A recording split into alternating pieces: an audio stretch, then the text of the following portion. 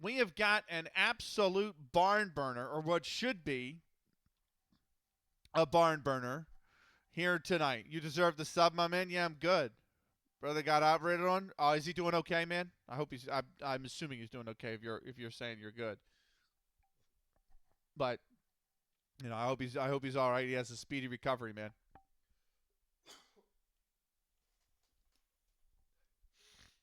Right. Thank you for the stream streaks, by the way. Crazy stream streaks in the chat. Bobby with the 15 streamer and Latte with the 25 streamer.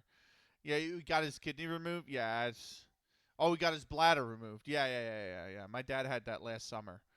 Yeah, it's always like going through that whole experience was so weird because like I saw the color go out of his face. And he's just like, I'm in so much pain. We got to go to the hospital. Like he tried to sleep it off and stuff. Then we went to the hospital, and then they were like, "Yeah, you're having a gallbladder attack. We're just gonna have to take the gallbladder." And then 2 hours of surgery, like not even 2 hours, like 15 hours of surgery. You are on a roll, Bobby. And or I should say, did I say 15 hours of surgery? Because I read 15 streak in the sub. It was like an hour-long surgery, and then done. And yeah, like 2 days later, he was out, and he's been golden ever since. Pingu the Prince. Welcome in, Pingu. Um, Welcome in. I hope you're well.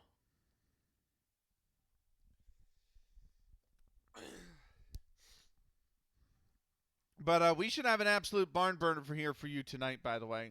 What's the next one of these NHL stream things, by the way? I have put it on the schedule. I haven't worked up the Excel document yet, so that's a work in progress. That is going to be Thursday. It is going to be the Oilers season opener. So I hope you guys know that the NHL save is going to move pretty slow. We are going to commentate every single one of the games between the Oilers, the Bruins, the Jets, and the Kraken. Um, that means if they never played each other, which they will, but if they never played each other, um, the regular season is going to be somewhere around 328 games. I think they are going to play each other a few times because Seattle's in the West, Winnipeg and Oilers are in the West, and Boston and Winnipeg are technically in the East. Winnipeg's actually, I don't think, not in the East, but that's a few games. Yeah, so they'll play each other a few times.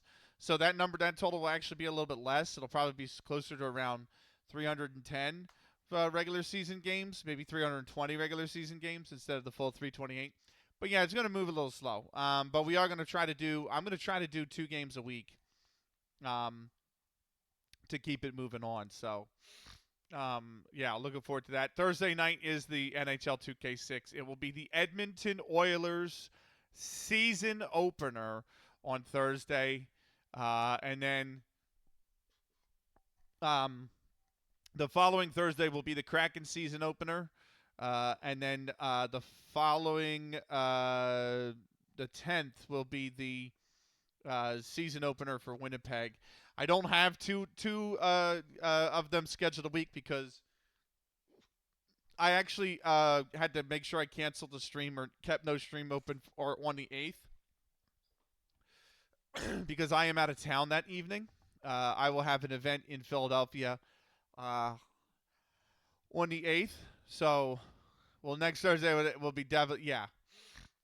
So, I have an event on the 8th. I'll be out of town for. And then I have an event. I had to leave the 5th open because it's Easter Sunday, and I had to cancel the stream for next Sunday or this upcoming Sunday because I'm going out with the lady.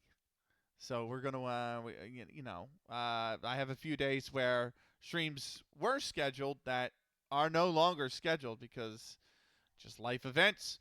I had a dream that I was in Pennsylvania last night. If it means anything, what the hell kind of a dream is that? What the fuck is that? No, that's a weird dream. Right. I don't know. It just happened to be there. Fair enough. Let's get into what we're here for tonight. Let's get into the out of the park baseball. We got a barn burner here for you tonight. This is a massive, and I mean a massive Massive game for those that don't know. It is the 9-8 Fort Wayne Kekiongas, who have traveled from Indiana to New York City to play the New York Mutuals, who are 8-7. Both of them are joint leaders in the National League alongside the Chicago White Stockings. So 3 teams with a joint lead in the National League. These are 2 of them. They're playing each other. Winner will go top of the National League by a half game. So over Chicago. The loser will drop 1 game back. So it's a massive game tonight, and we're going to go through the starting lineups for both teams, starting with the give me 1 second because I would have played. I had so many tech issues tonight. That's why I'm late, too. These things, like, I rebooted the computer, and then these things did not reconnect when I rebooted and I had to troubleshoot this for like 5 minutes just to get this to work. But yeah, we are. Here's the lineups. We're starting with the visiting Fort Wayne Kekiongas. Dickie Flowers will lead things off. 8 RBIs, 382 average so far this season for the shortstop. He has yet to get a hit in 4 at-bats versus Walters. Hello, QZ. Welcome in. Count Sensendorfer is the number 2 hitter, the center fielder. He has a 295 average with 10 RBIs so far this season. He has 1 hit in his 5 plate appearances versus Walters so far this season. Jimmy Wood, the second baseman, is in the 3 spot. 1 home run, 16 RBIs with 1 home run, 16 RBIs with a 320 average. And he is 2 for 5 versus Walters so far this season. Hope you're having a good Monday. It's all right. I didn't sleep well last night, but I'm all right. The offline save I have. The offline save I have, that's like the pass around save with 7 other managers. I made the CONCACAF Champions League final today. I play that. I'm going to play that after work tomorrow probably. So. Right, Steve King, left fielder. Steve King is in it for the long walk. It will be hard for him. I see what you did there. So congrats, thanks. I almost shat myself during that game, but I mean, Jesus, more on that in a minute. Left fielder Steve King in the 4th spot, 9 RBIs so far this season, 269 average. He is 1 for 4 against Walters this season. Harry Schaefer is in the 5 spot, 3rd baseman, 247 average with 6 RBIs so far this season. He is 3 for 4 against Walters so far this season. Wes Fisler is in the 6th spot. 1st baseman is batting he's batting 373 with 12 RBIs, 2 for 3 so far this season versus Walters. Fergie Malone's in the 7th spot, the catcher, batting 225. He's got 8 RBIs this season. Yet to get a hit in his 4 at-bats versus Walters. And Dave Burnsall is in the 8th spot, the right fielder, batting 317, 14 RBIs this season. He is 2 for 3 against Walters. And then George Zetlin, the pitcher, in the 9th spot, 211 average, 7 RBIs this season, 1 for 4 versus Walters this season. Is that with the Union? No, we are Seattle in that save. And we are so set, Thomas. Seattle has $88 million in the bank account. They have in that save we have $88 million in the bank account. The transfer budget is like $12 million, and I haven't spent any of it this season. And the wage budget is $500,000 per week, and I'm spending $150,000 a week on wages, so I'm way under the wage budget. The salary cap is obviously $100,000 per week, but I've used GAM to buy down the salary cap impacts of those contracts. And on top of that, we have 17.6 GAM remaining. So that club is fucking stacked. Stacked. And I was looking at St. Louis because they made a trade offer today. St. Louis is screwed in that save, dude. They are so screwed. They have 5 international spots. They're only using 3 of them, but they have 5 international spots, period. Most clubs have 8 to 9, by the way. Actually, no. The Revolution are the team I have to play in the CONCACAF Champions League final. Actually, they're the other team in the final. No cap, by the way, no cap. It's in Raz Lou's Discord, the Control Alt Defeat Discord. But yeah, St. Louis is screwed. I looked at St. Louis. They have 5 international spots. They're only using 3 of them. And on top of that, they only have 3 draft picks left, 1 second round for this year, 2 third rounds for the next year. They only have a roster of 24 players instead of the full 30, which means they probably have absolutely no cap space. And I don't know how much GAM they have. They have some because they offered me 1.8 GAM for 1.8 million GAM for the player. The player was worth 3.4, and I thought with the 2 draft picks they offered and the 1.9, the valuation of that trade was only going to be somewhere around. The valuation of that trade's like those picks are like 500,000 collectively, so like 2.3. So I declined it. But yeah, how did they do that? I don't know. But they were top of the East. No, Atlanta finished top, but New England knocked Atlanta out in the playoffs, and then New England went out to Nashville in the Eastern Conference Final. And then this season, New England is top of the East. So, and I'm like 12, 13 games in. This is the universe I want to live in. You know what it is? No matter what version of FM I play, you see it in the longest save, and I've seen it in the FM 26 save, the offline save. The Union are awful. They're awful. And I never understand why. I never understand why they're bad in FM. Right, let's go through the lineup for the New York Mutual, shall we? Leading off is second baseman Mike McGarry. He's batting .299, 5 RBIs this season. He's 1 for 5 versus Settlin. Steve Bellin. Third baseman. Bats second, .365 average, 9 RBIs this season. He's yet to get a hit off Zetlin in 5 plate appearances. Cal McVeigh is in the 3 spot. He is batting .356, 1 home run, 7 RBIs this season. He's 2 for 5 versus Zetlin with that home run coming off against him. Henry Burroughs is in the 4 spot, left fielder, batting .221 with 7 RBIs. He is 0 for 1 versus Zetlin this season. Viney Valters, the pitcher, red hot with the bat. He's sitting in the 5 spot, batting .258, 9 RBIs this season. He's 2 for 5 versus Zetlin. Art Allison, the center fielder, will bat in the 6 spot, .338 so far this season, 5 RBIs. He is 4 for 5 versus Zetlin. He's really the one to watch today. Charlie Pabor is the right fielder, and he's in the 7th spot for New York, batting .281 with 12 RBIs this season. He is 1 for 4 versus Zetlin. George Ewell is in the 8th spot.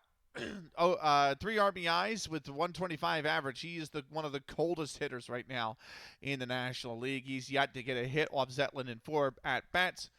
And then finally, shortstop Pete Donnelly in the 9th spot, .267 average, 9 RBIs. He is batting 1 for 4 versus Zetlin. On the mound today for the Fort Wayne Kekiongas, it'll be George Zetlin, 9-8 in his 17 starts with a 3.55 ERA and a 1.36 WHIP. He won his last outing versus New York with a 3.0 ERA in that one. Viney Valters is the opposite for the New York Mutuals, 8-7 in his 15 starts with a 1.78 ERA. It's one of the best in all of baseball. He also has a 1.13 WHIP, which is also one of the best in baseball. He did lose the outing last time versus Fort Wayne with a 5.62 ERA in that game. It's a 2:05 first pitch start. It is clear skies. It is 73 degrees. For those of you that use Celsius, that is 22, and the wind is blowing in from the right at 12 miles an hour. We are ready for this game at the Union Grounds in Brooklyn, New York, for this National League matchup between the Fort Wayne Kekiongas and the New York Mutuals. Viney Valters on the mound for New York to get things started. Dickie Flowers In the batter's box for Fort Wayne, who have come all the way from Indiana to play this pivotal game. And both teams, the prize of sole position of the National League pennant right now is on the line. That one is hit right at the third baseman on the first pitch, and he's got it for the first out of the inning. Right, it's the start of the game. We need to go to the sponsors.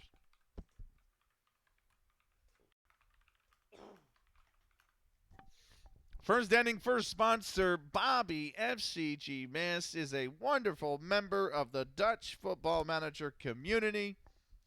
Last streaming, Tom Clancy's The Division 2's also playing through Saints Row 2 on stream. Give him a follow if you haven't already. Super kind guy, awesome individual.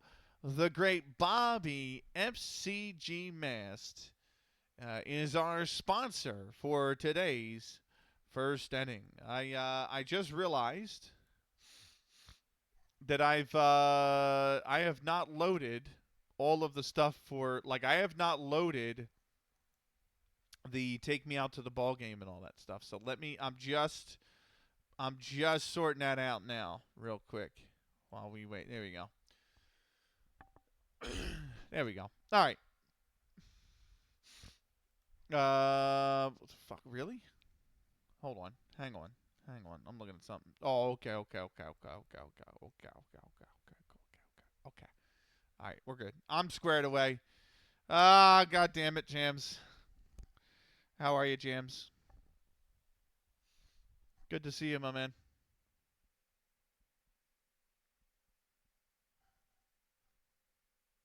Oh, what the fuck? I totally just wrote your name wrong. I'm okay. You? I didn't sleep well last night, but I'm all right. I'm okay. Shit weekend for the football. Right. One out here. Count Sensendorfer is the next man in. Here's the first pitch to Sensendorfer. And he's going to take that right down broad. And that is a strike. It's 0-1. The 0-1 pitch. I'm going to talk about the Twitch schedule after this out. That is swung on and missed. That's 0-2.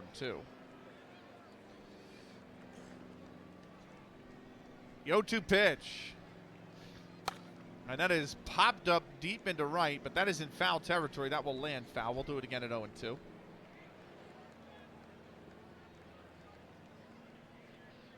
Here's the 0-2 pitch. And he has lined this, or popped this, I should say, into center. And center fielder takes a few steps forward. He's there, and he will grab it for the second out of the inning. Hard game. At least Spurs lost, but I'm sure you'll overcome them. The Union are played 5 lost. That was the more depressing one. Right, Twitch schedule. Since there was a smidge of confusion, and I did change a few things. For this week, tomorrow is the return of the longest save on FM 23. Wednesday is Timon and Squad. Thursday is the NHL 2K6 save. Edmonton's home opener, or season opener, I believe, is going to be that night. Friday will be the hockey franchise hockey manager doubleheader because games are about an hour and a half. Saturday will be out of the park, and then we'll transition after one game of out of the park into football manager. It'll be a real long stream, about 12 hours. And then Sunday, because it's Easter Sunday, everything no stream. For next week, Monday the 30th is another franchise hockey manager 12 doubleheader. Action Timon in is Tuesday on March 31st. Wednesday the 1st is football manager, the longest save. The Kraken season opener will be April 2nd. That's Thursday. Dead or Alive Extreme Venus Vacation will be April 3rd. That's Friday. That is Good Friday. I'm sorry. I'm off Sunday because I'm going out. It's next, and then the next Sunday I'm off. But yeah, April 3rd will be Dead or Alive Extreme Venus Vacation. That's Good Friday. Saturday will just be football manager and the longest save. I'm probably fixing to go through the rest of season 13. Maybe we start season 14 that stream. And then Sunday the 5th, there is no stream because it's Easter Sunday. That, thank you for the lurk, 10th Shadow. Anything outside football is clueless. That, Saturday, April the 4th, right at the start of the stream, we are going to do the giveaway winner. So if you haven't entered the giveaway, there is still time. If you're not in the Discord, you are no longer eligible. But if you are in the Discord right now and you follow the Twitch and you haven't entered the giveaway, you are still eligible to enter the giveaway, and you still have time. You have until the 31st to fill out the form. We're going to pull the names live on April 4th. So that's a big important note there. The other big important note is that April 12th, which is a Sunday, 3 Sundays from now, we are going to start a brand new Football Manager save. The longest save isn't going anywhere, but we're going to start a new Football Manager save that will be played once a month, one stream a month, and it'll be an FM 26. And, yeah, so those are the two big pieces of news. Right, 2 out, nobody on here for Jimmy Wood, second baseman. So, yeah, if you're currently in my Discord and you're here following the Twitch and you haven't entered the giveaway, check the pin message in the announcements tab in the Discord. 4, 5, 6, 7, 8. Okay. There should be a link to a Google form you can fill out there. Here's the first pitch. And that's taken for a called strike. It's 0-1. Here's the 0-1 pitch to Wood. He's fouled that off. Amaze Game Channel. Welcome in. I intend to live by my own code now. Welcome in, viewers. Welcome in, Amaze Game Channel's community. Couple things. I'm ready to run out. I need to sleep. Have a good stream. Thank you very much, Amaze Game Channel. Appreciate you, bro. I'm going to shout you out right now.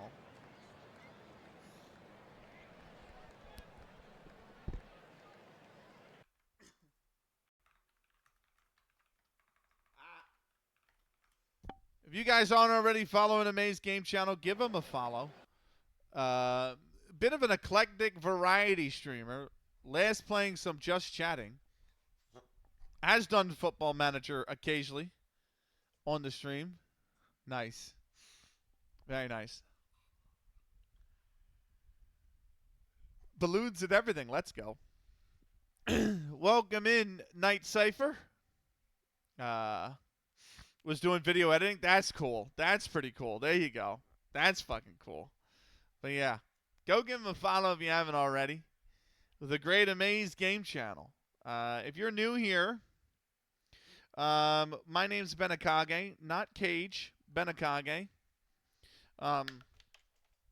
And we're a variety streamer. We play a lot of sports games, Franchise Hockey Manager, NHL 2K6, Out of the Park Baseball, Football Manager. We play a lot of gacha games, Action Time and Time and Squad, Dead or Alive, Extreme Venus Vacation, and to a lesser extent, Peng Ya, because there's some gacha elements in Peng Ya. And we play, but then again, that's also a sportsy kind of game, because it's golf. And occasionally we play something else, like Rise of Nations or Hearts of Iron or the F1 Racing Series. So, if you like a bit of random, you're in the right place. Well, love me some Dead or Alive. If you know, you know. Dude, they're making last round. Dead or Alive 6 last round comes out in 3 months. I'm excited for that. Here's the 0-2. And, okay, that was high. Ball 1. Thank you for the lurk, Thomas.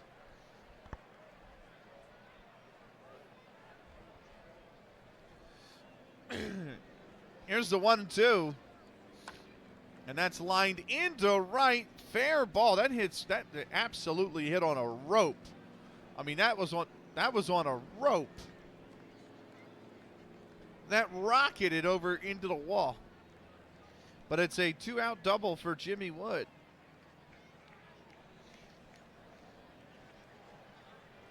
I think most of your Raiders are asleep or looking. That is all okay. I appreciate you sending them over. I'll be sure to send them somewhere cool. If you don't know me and you've been here a few times, I touch a few different communities. So VTubers, I follow a few of them. A few cosplayers. A few musicians. A few FM streamers. A few other cozy streamers. So like you're always guaranteed to get sent somewhere. If you're here long enough, you're gonna wind up getting sent somewhere you've never been before. Here's Steve King. 1 man on, 2 men out. Here's the first pitch to King, and he's popped it up in the infield. Second baseman's there, he's got it, and the side is retired. No runs on one hit. They leave 1 man left on base. We go bottom first here in Brooklyn, New York. There is no score. Mike McGarry will lead things off for the New York Mutuals. However, because the ad break is only 16 minutes away, can confirm I'm asleep right now, says Satanic Waffle. Nice username, by the way. That's funny. Right, because the ads are here in 16 minutes, I am not going to get the bottom of the first and the top of the second done in time. So we are going to take the full 3-minute ad break. We are going to be back with more in just 3 minutes' time. Don't go anywhere.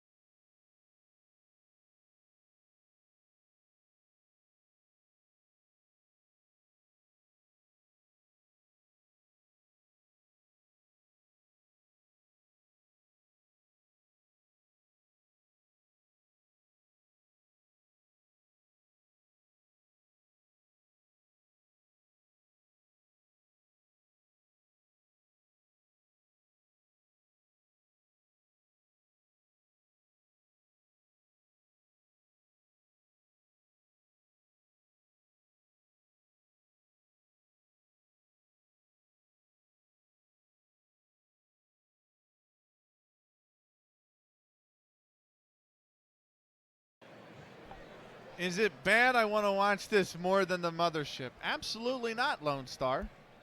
Absolutely not. There we go. Sorry, man. I like to run the ad breaks in the middle of the innings. That way they don't interrupt the actual baseball. You know what I mean? Well, you're a Twitch streamer. I'm sure you're aware as well. Right.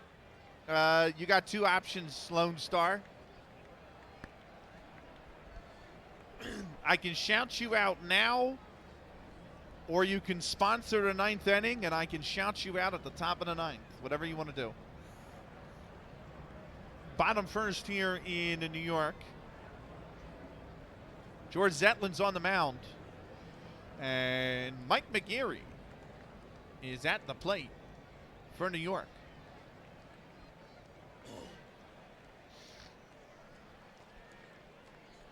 Here's the first pitch to McGarry. As Zetlin settles in. And that is taken just off the plate for a ball, 1-0. Zetlin looking for his 10th win of the season. So are Fort Wayne. Here's the 1-0. And that's popped up into shallow center. Second baseman tracks back. He makes the catch.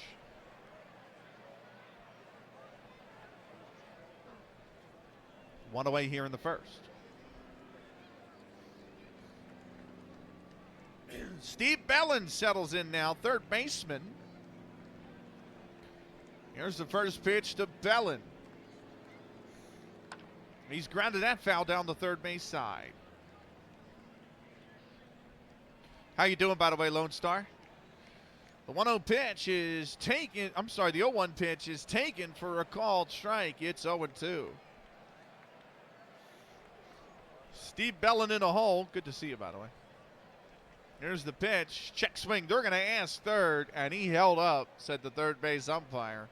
It was definitely below his knees. It's 1-2.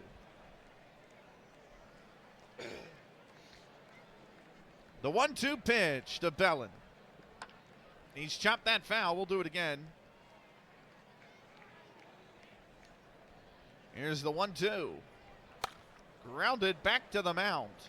The throw over to first is in time for the second out of the inning.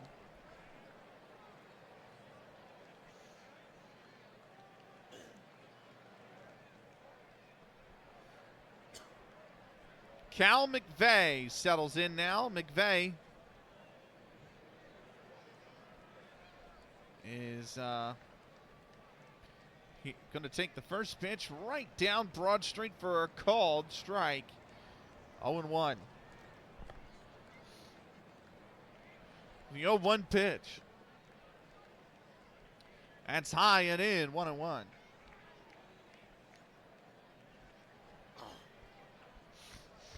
Here's the 1-1 pitch.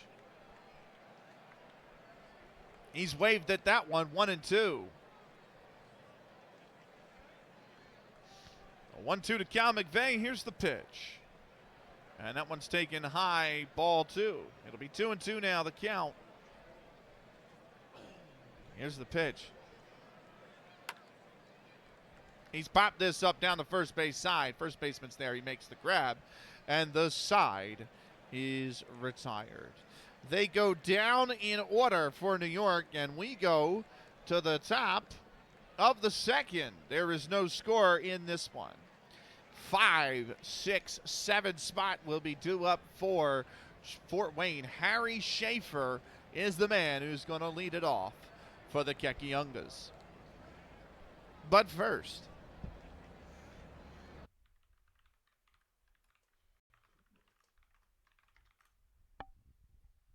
Ziggurat is an awesome football manager, Euro Truck Simulator. He also plays a bit of Arc Raiders.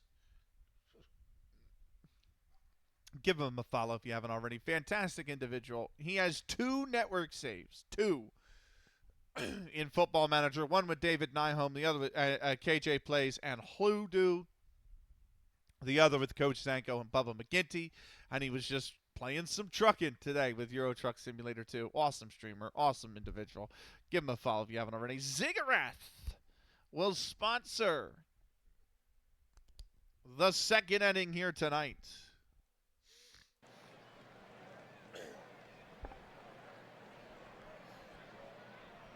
Schaefer settles into the batter's box here to start this second inning.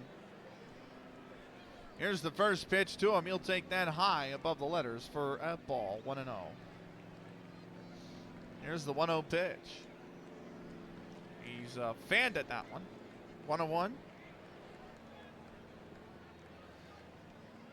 Here's the 1-1 pitch. That's fouled off down the first base side. 1-2. The 1-2 pitch. Grounded over to third. The throw on to first, and it's not a good throw. It is not a good throw. The throw is off the mark. It's an E5. It's a difficult throw from deep third, but it is still going to go down as an error. Steve Belland gets credited with it. Love a gamble. I mean, I can make a prediction if you want. That's not a bad idea. Shit.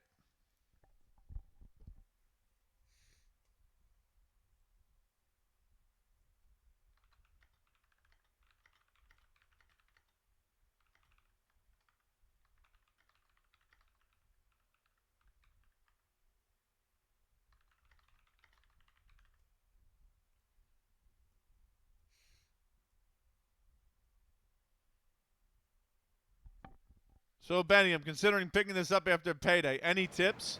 I commentate because I'm such a bad player at Kit. However, if you want to do perfect team, which is like FIFA Ultimate Team, you don't have to spend money on it. And I think perfect team is a good bit of fun. There are affiliated out of the park channels.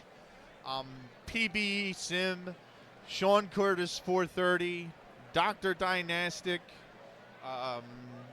FKN Commish LB, Laptop Hound, and I'm sure I'm missing one in there. Oh, EVC and NYC2. They're all affiliated streamers with Out of the Park. If you watch an affiliated streamer, for every 15 minutes that you watch them, you get a free Ultimate Team, or you get a free Perfect Team pack of cards. You just have to link your Twitch and your Out of the Park baseball account.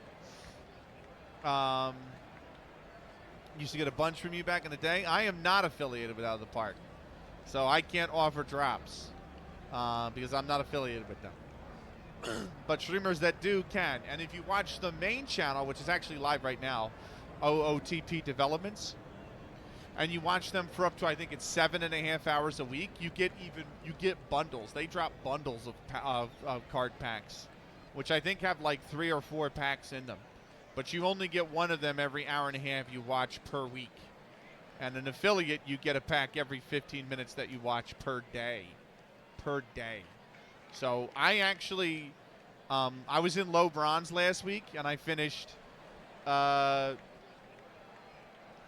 76 and 86 in low bronze last week, which I understand is not great. But I literally had one gold card on that roster. Everybody else was silver, bronze, or iron. This week, I have one perfect card, I have 12 diamonds, and I have like 20 golds. And the reason I have all those cards is because I've literally got them all from the packages that got dropped by watching Out of the Park affiliated streamers or Out of the Park's main channel. So it is it's a lot of fun, and you can get good drops, you can get good cards. You also get points as you play Perfect Team, and then you can go into the card market and just buy cards for the points that you get as well. So you don't actually have to spend money. There are whales who do spend money, lots of it, hundreds of dollars, and are in like the Perfect Team and the Diamond Leagues. But if you want a good bit of fun for free, Perfect Team's pretty fun, and I would recommend it. Yeah, that's a lot of fun. There are also side tournaments. And some streamers like EVC and NYC2 and Laptop Hound will run their own tournaments on stream, which is really cool. EVC and NYC2 does theme teams, so it's not just any card, and I think that's really cool. Like, you can have a theme team, and it's like all 1940s Yankees players, or your theme could be dead ball era cards, and it's anywhere from 1901 to 1925, or Negro League players, and it's all players who played in the historical Negro League, and they're all those cards. Or you can have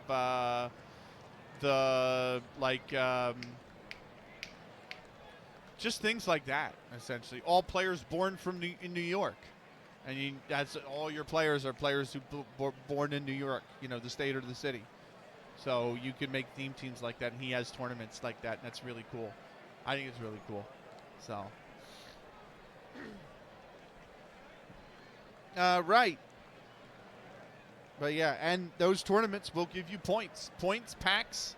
They give you points and packs. So it's really cool what they do. Right. Runner on first, nobody out. It's Wes Fizzler settling in.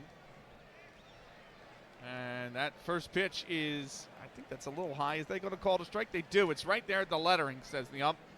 And it's 0-1.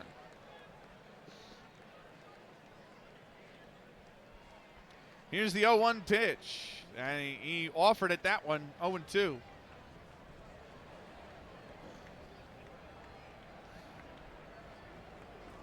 Here's the 0-2 pitch.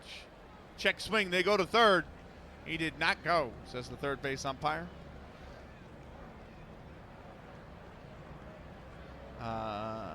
In terms of franchise mode, no. I don't really know how to, but Sean Curtis 430 is really good at franchise mode. And if you want to know how to really kill it with franchise mode, Sean Curtis 430. I always recommend him for franchise mode because he built a Pirates team that was like insane. Here's the 1-2, and that's fouled off. It'll be 1-2 still. Here's the 1-2 pitch. High, ball 2. The 2-2. And that's fouled off down the third base side. He was early on that one. The 2-2 inside, ball 3, and the count is full. Here's the pitch. Throw over to first, and the runner is back in time. The 3-2 fouled off. We do it again.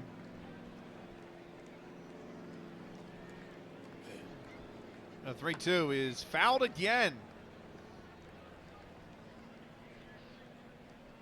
The 9th pitch of this at-bat. Here it is. And it's lined into left. Drifting foul. Is that going to land foul? Yes. And McVeigh is told to retake his spot in the batter's box. I'm sorry, not McVeigh. Fizzler. Here's the 3-2 to Fizzler. And he has swung on that one. Popped it up. Center field. Center fielder's there. He makes the grab. And, oh, they got him. They got him at first. Harry Schaefer was caught napping at first. And it's a 7-3 double play. He was walking back real slow to the base. He didn't keep his eye on the center fielder. He had his back turned to him. Center fielder threw it onto first, and the umpire there rung him up. They got him on the tag back. And just like that, the bases are empty, 2 down. That brings up Fergie Malone, the catcher. First pitch to Malone is off the plate away, 1-0. Here's the 1-0. High and away, ball 2. It's 2-0. Voted mutuals because we mutuals. Benny 365, no. Here's the 2-0. And that's grounded over to short. The throw 1 to first. That's a bad throw. That's a very bad throw.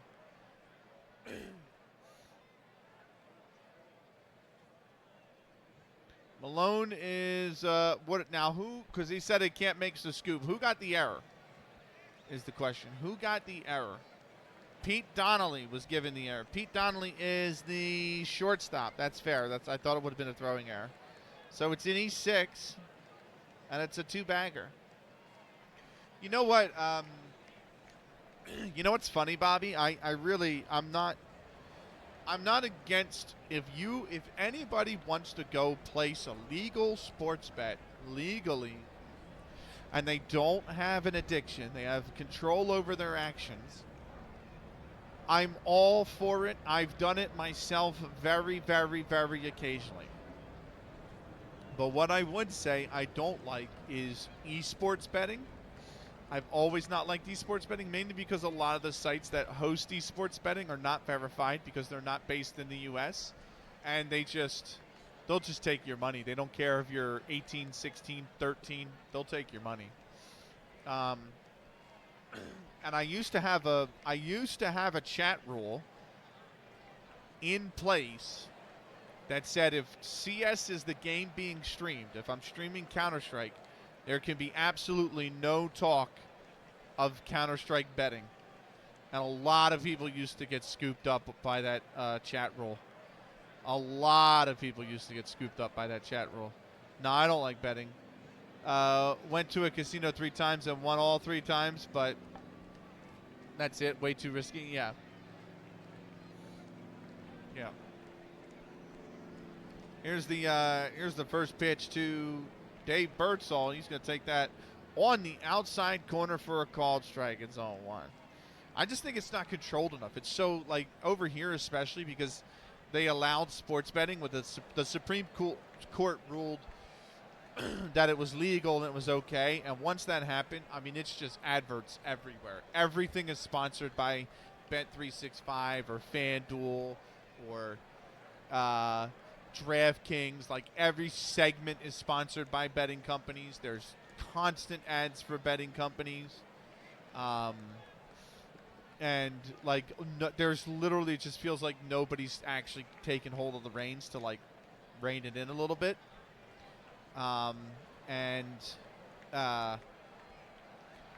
I mean, especially with the esports betting, it's so bad. And yeah, I'm like, when I was streaming Counter-Strike, that was a hard rule. So, there's the 0-1. That's high, 1-1.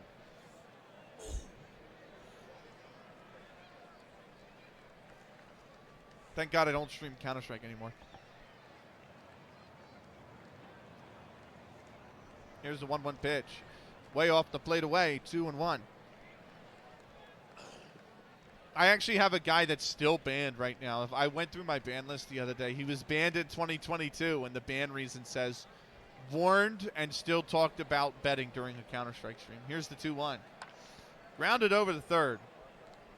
Throw one to first, that's in time, and the side is retired. I think the reason why, by the way, we did that, or that I did that, is because a lot of people who got upset at bettors or upset at players because they lost their bets would DM those players on Twitter, would say nasty shit to them. Some of them would straight send them death threats. And I was like, well, we're literally not having any of that here. So the moment somebody talked about betting, they got a warning. And if they didn't stop, then it was just, there wasn't even a timeout. It was just stop. And then when they didn't, it was just straight ban. Ah, the good old days of the wild, wild west of esports. Jesus Christ. Anyway, no runs, no hits, and 1 man left on base. We go to the bottom of the second. Still no score. 4, 5, 6 spots will be due up for New York. Harry Burroughs will be the first man up. We're going to take a 90-second timeout. We'll be back with more in a minute and a half.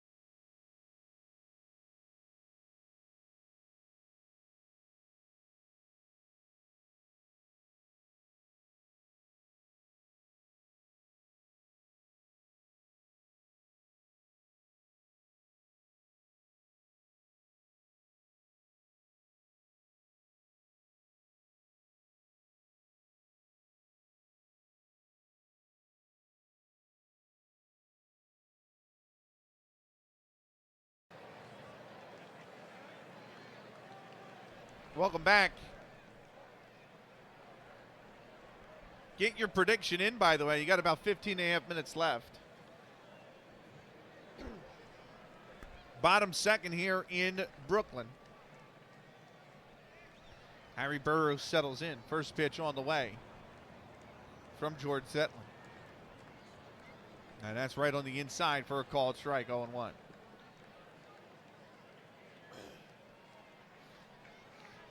What I think is really funny that because it's spring training, like sometimes an MLB team will play a minor league team, and that's what you have right now. The Houston Astros are playing the Space Cowboys. It's just funny to see that in the chat. You know what I mean? Because if you know anything about baseball, like minor league baseball team names in America are wild. If you don't know that, definitely Google it. You'll definitely give yourself a good laugh. Here's the 0-1. And that is on the outside corner for an 0-2.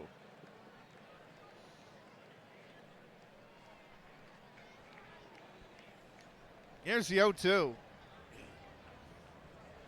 High and inside, 1-2. The 1-2. That's fouled off. It'll stay 1-2. The 1-2 pitch. Lined into left. Is that going to stay fair? No, it just went foul. What in the world are the Space Cowboys? That's the point.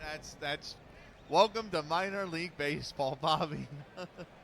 There's teams. There's all sorts of crazy names for teams. All sorts.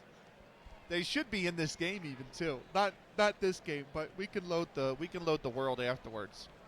After the game is done and we can show you. Here's the 1-2. High and away, 2-2.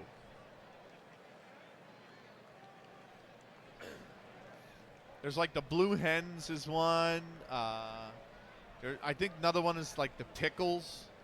And there's all sorts of crazy things. Here's the 2-2. Those aren't even the two wildest ones. That's fouled off into the seat. Stays 2-2. The 2-2. That's way off the plate away. 3-2.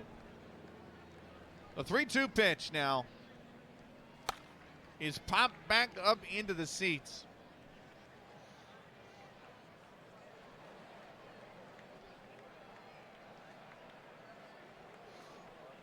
There's the 3-2 again. He's grounded that foul. Still 3-2. Here's the 3-2 pitch. That is going to drift foul.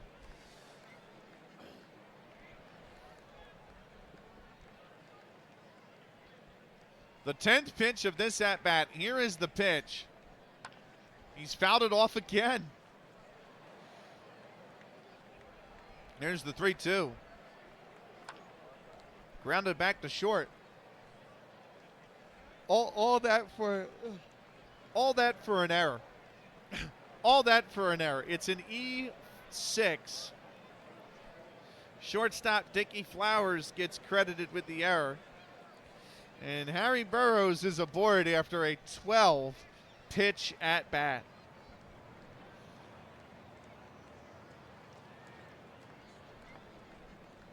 Sorry, an 11-pitch at-bat. This brings up Riney Walters, the pitcher.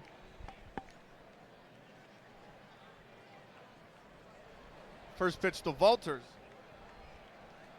And that's inside, ball 1. Here's the 1-0. High, ball 2. 2-0 the count. Here's the 2-0. That's high, or no, that's on the inside corner, 2-1. The 2-1 pitch. That's high and inside, 3-1. Hitters count now to Riney Walters with a runner on second.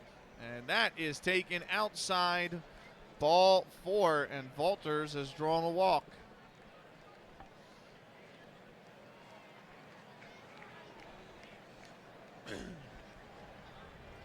That brings up Art Allison, the center fielder.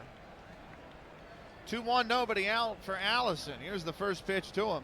He's going to bunt it down. It goes foul. Here's the 0-1. He bunts that down the third base line. Throw over to first, and that's a bad throw. That's going to score a run. That is going to score a run.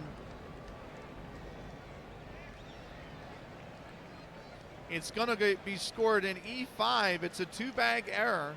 Volter stops at third, but coming in to score on the error is Harry Burroughs, and it is 1-0 New York.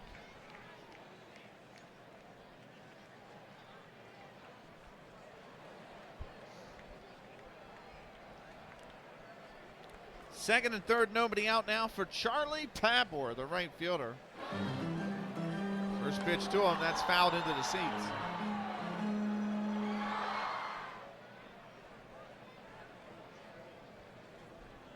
Here's the 0-1.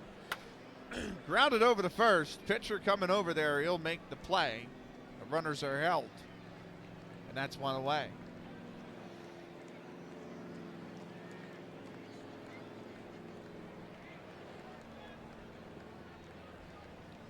George Ewell will be the next man up. 2-1, 1 out. Here's the first pitch. And he has popped that up right at the shortstop. He's going to make the play, and now there's two away.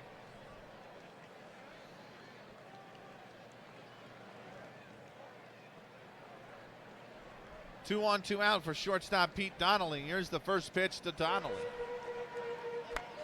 He's grounded that over to second. The throw on to first is in time, and the side is retired. Run, no hits, and they leave two on base. We go to the top of the third, and New York is taking a 1-0 lead. 9-1, two spots are due up for Fort Wayne. George Zetlin, the pitcher, will get things started. New inning means it's time for a new sponsor.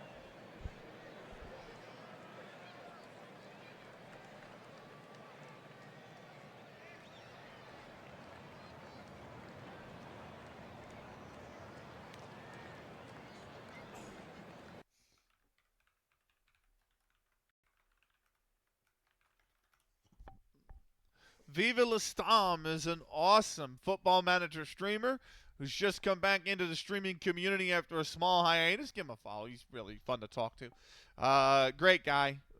Big shout out, Viva Lastam, who's going to sponsor our third inning here tonight. Top third. And it is George Zetlin settling in. Volter's on the mound.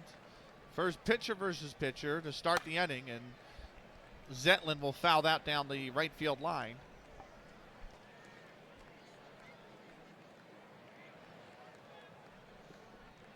Here's the 0-1. He's going to take that right on the inside for a called strike. 0-2. 0-2 is grounded back to the mound. The throw on to first is in time.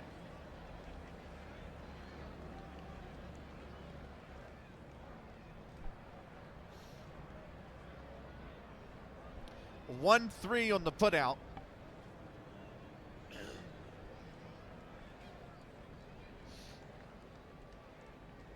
And that'll bring up Dickie Flowers. He lined out to the third baseman his first at bat.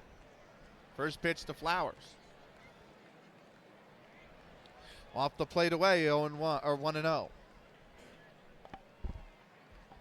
Here's the 1-0. That is lined into left. Tracking back to the left fielder. He's not going to get to it. One hop off the wall. This is going to be some serious bases for Dickie Flowers. And he slides into third base with a triple.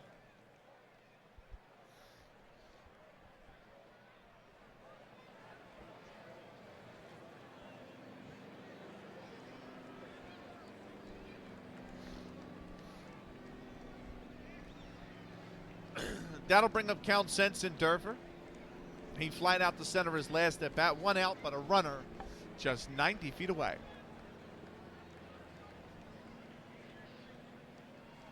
First pitch to Sensendorfer is fanned at 0-1.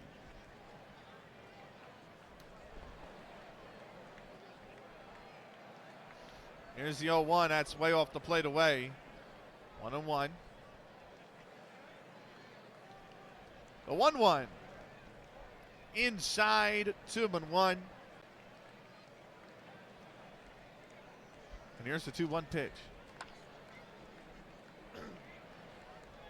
That's fouled. It'll be 2-2.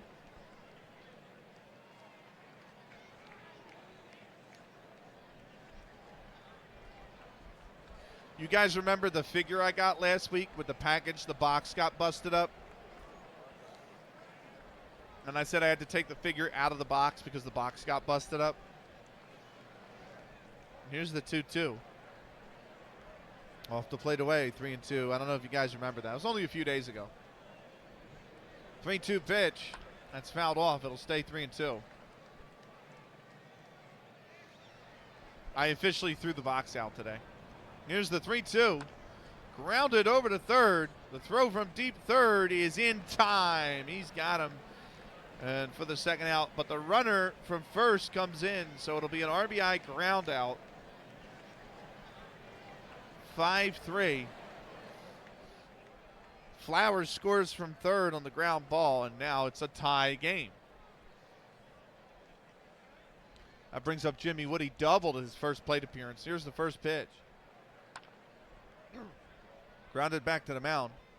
Throw over to first in time. And the side is retired. 1 run on 1 hit, and they leave the bases empty. We go to the bottom of the third. It's a 1-1 game. New save coming up. Yes, new save coming up. Yo, Benny and Co. Hope you're well. I'm all right, Ducky. How are you, man? I've got some indigestion tonight. That's fighting me right now, but I'll be all right. How are you, man? Right. We're going to go to the bottom of the third. 1-1 game. It is the 1, 2, 3 spots due up for New York. Mike McGeary will lead things off. Yeah. Yeah, I love the longest save. Don't get me wrong, picks. But I ate too much pizza. I had pizza tonight, too. I ate too much pizza as well. But you know what it is? I'm having a blast in the one save multiple idiots. So I wanted an FM save that's literally something that I can just play on repeat whenever I want to play 26, because I love the 26 match engine. It's just the storytelling part is not good in 26. Like the ability for me to pay attention to things in the world that are going on and tell the story of how the world is evolving. I can't do that in 26. So that's why TLS has gone back to 23. I got some big news for you tomorrow, by the way, for 23. So that's why the TLS is going back to 23. And that's why I'm going to start like a save on 26 that's not like real focus on a big challenge or a story. It's just going to be like a play around once a month in and just have some fun kind of save. You know what I mean? Right. We're going to take a 90-second timeout. We'll be back with more in a minute and a half.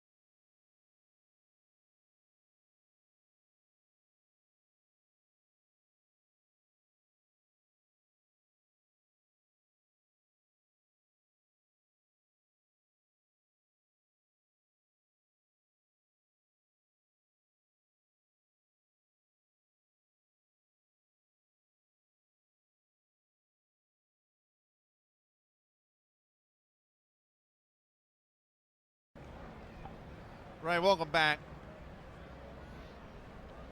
Bottom third here in Brooklyn. Mike McGarry settles in. He flied out to second base his last at bat. 1-1 ball game. Predictions are in. The prediction poll is closed. He's going to take that one outside for a ball, 1-0. We will find out who will win. Here's the 1-0 pitch. That is right down broad for a strike. It's 1-1.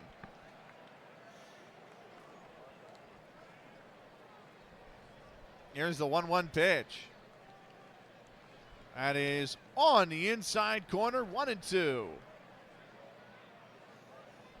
There's the 1-2 pitch. Grounded over to first. Oh no, that was a bad, is that a bad throw? Zetlin muffs it. So Zetlin went over to cover first for the ground ball, but he muffed the catch. And that's an error on pitcher George Zetlin. And McGarry is aboard on an E1.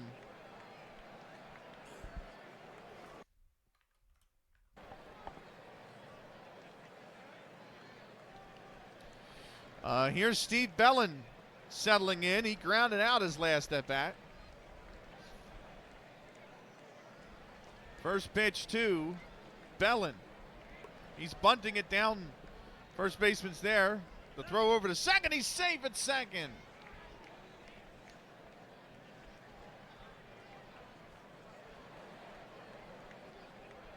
You try to get greedy, you get punished. And they went greedy. They went for the lead runner. And they did not get him. So now it is first and second, nobody out for Cal McVeigh. He had a long at-bat in the first that ended eventually in a pop-up to the first baseman. Here's the first pitch to McVeigh. And he has popped this one at second baseman. Second baseman's there. He's got it. One away.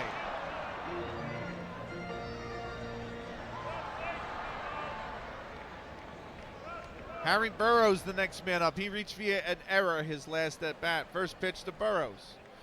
On the outside corner for a called strike. It's 0-1.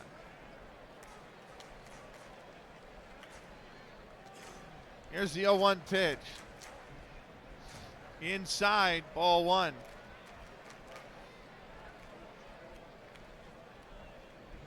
Here's the 1-1. And that is in there, 1-2. The 1-2 pitch to Burroughs. Check swing. They're going to ask the third baseman, and he held up, says third base. Here's the 2-2. Shot into right. Right fielder's going back. It's way back there at the warning track, and he makes the grab.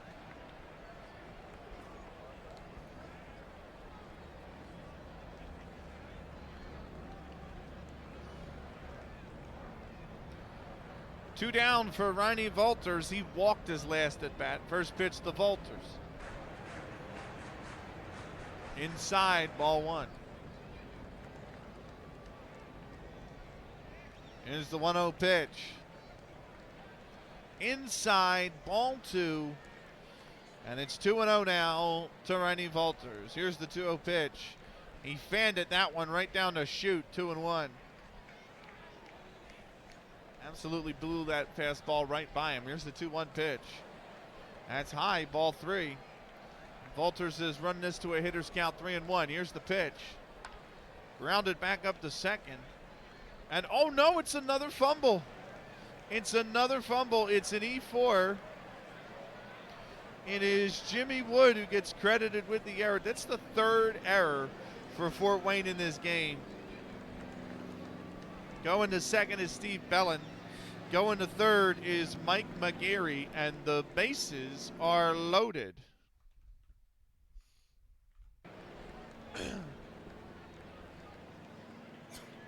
Bases loaded and 2 outs.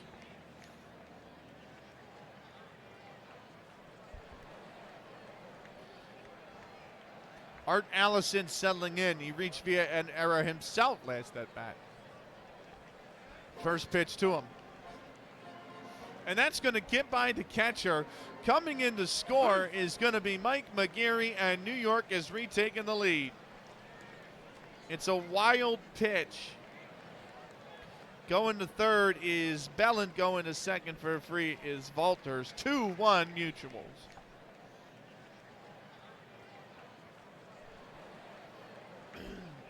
Here's the 1-0.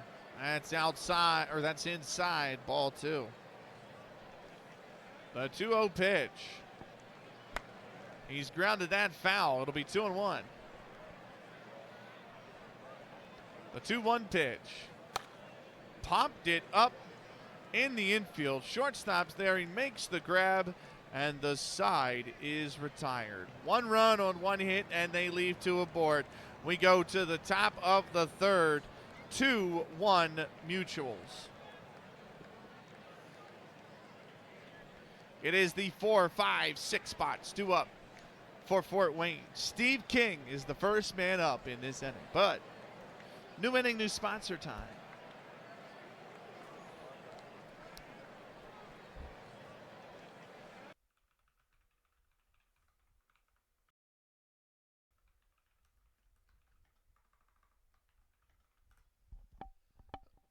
Pixelated Suits is an awesome Colombian-American streamer. Here he is playing BF6.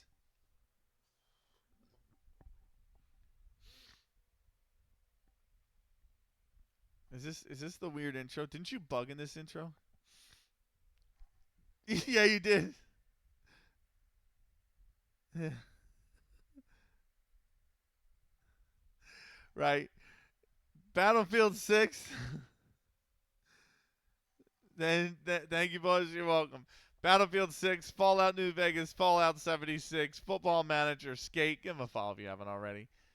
The great Pixelated Suits sponsors tonight's 4th inning.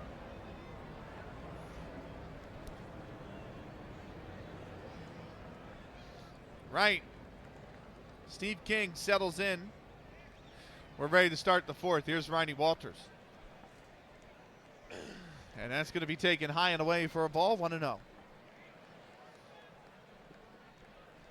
On a scale of 1 to 10 picks, how excited are you for baseball to be back this week?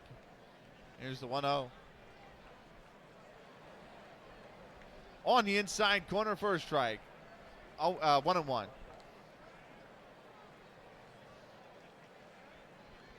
Here's the 1-1 pitch. And that is... Where'd that miss? Look, maybe inside, but that looked over the plate. For me, I would say like a 7 or an 8. I'm happy to have it back. I need something to fill the void that the Union and West Ham are leaving me, because it's a pretty big void right now. Not that I have any expectations for the Phillies outside of win the division. Here's the 2-1. And that is taken for high and wide for a ball. 3-1.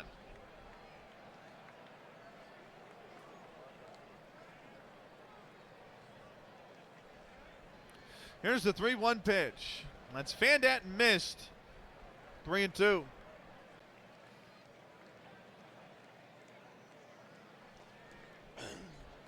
And honestly, the Phillies always have to win the National League East, because the alternatives of who's going to win the National League East is always either the Braves, and nobody likes them, or the Mets, and nobody likes them, not even Mets fans. Here's the 3-2. Swung on and missed on a pitch way outside of the zone, and Steve King has struck out. 1 away. That brings up Harry Schaefer. He reached via an error his last at bat. First pitch is on the inside corner for a strike. It's on 1. Here's the 0-1. That's lined right at the shortstop. He's got it for out number 2. By the way, gang,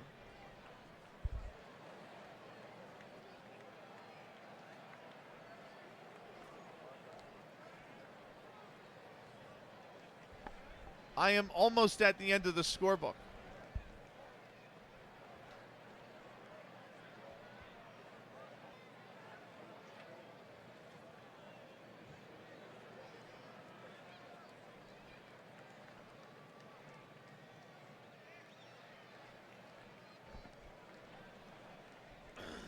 So I have 1, 2, 3, 4, 5. I have 5 games left, and then this scorebook is done. I do have a second scorebook, but we're almost through the first scorebook here for baseball, which means once I'm done this scorebook, I'll have to order a few more. Wes Fizzler settles in. He flied out to a double play his last at bat. Here's the first pitch, and he has popped that up.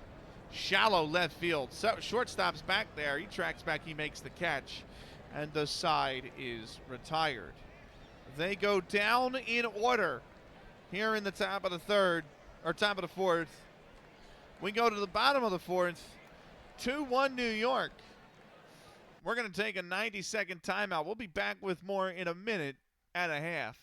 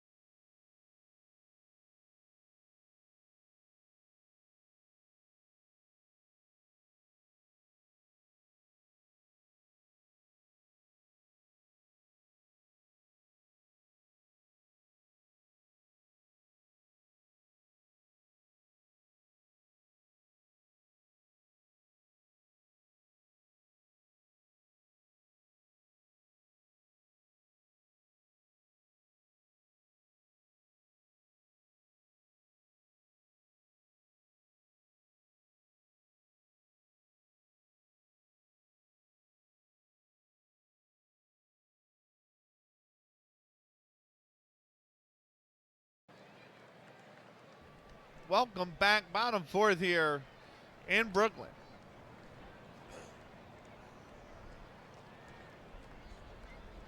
It's a 2-1 New York lead. 7, 8, 9 spots due up for New York. Charlie Papper's the first man. He grounded out his first at bat. Here's the first pitch to him. And he's grounded out right to second. Second takes his time. He gets the throw over to first, and that's the first out of the inning.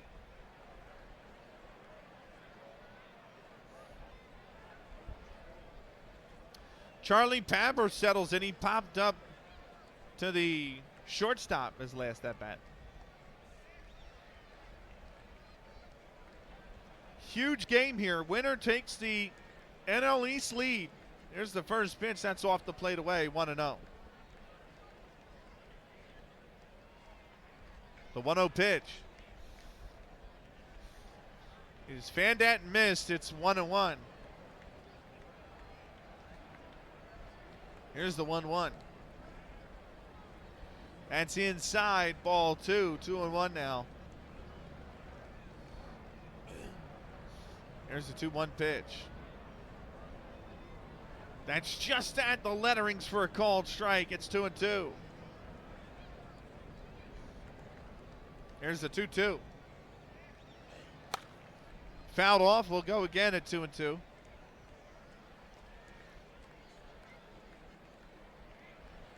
Here's the 2-2.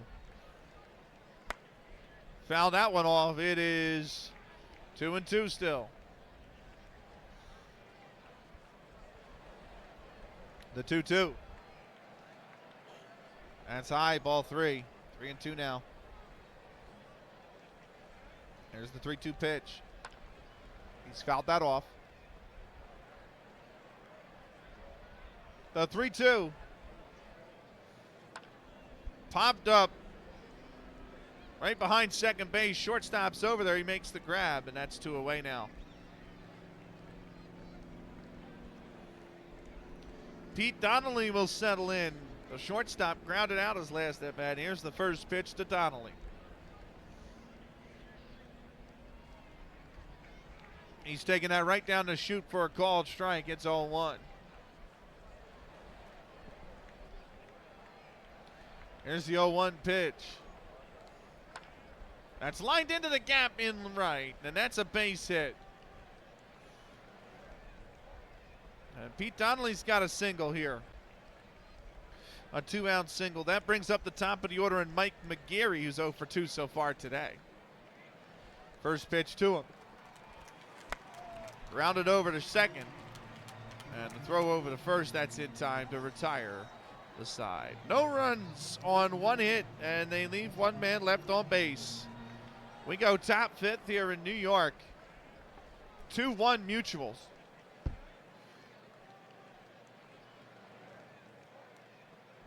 New ending means new sponsor.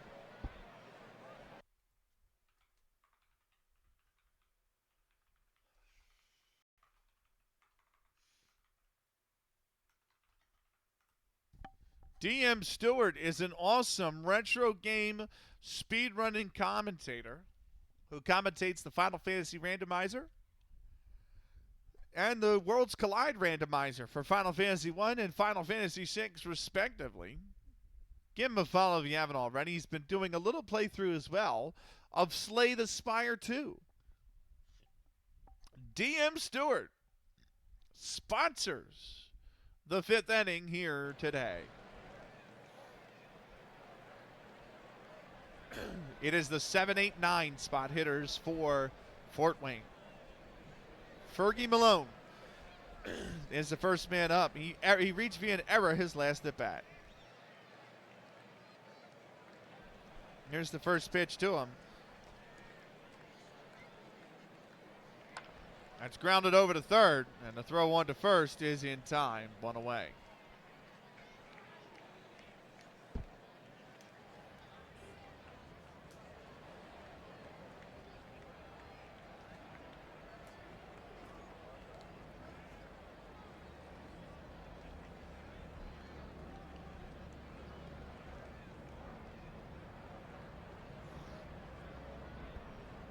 That brings up Dave Birdsall. He grounded out his last at bat. First pitch to Birdsall. He's going to take that. Oh, no, that's inside. Was that inside? It was high. It was ruled high. 1-0. Didn't look high to me. Here's the 1-0. That's off the plate inside. 2-0. The 2-0 pitch. And this one's going to be high and away, 3-0. The 3-0 pitch is in there for a called strike. It's 3-1. Here's the 3-1 pitch. And he's lined that right at the shortstop. He's got it. That's out number 2.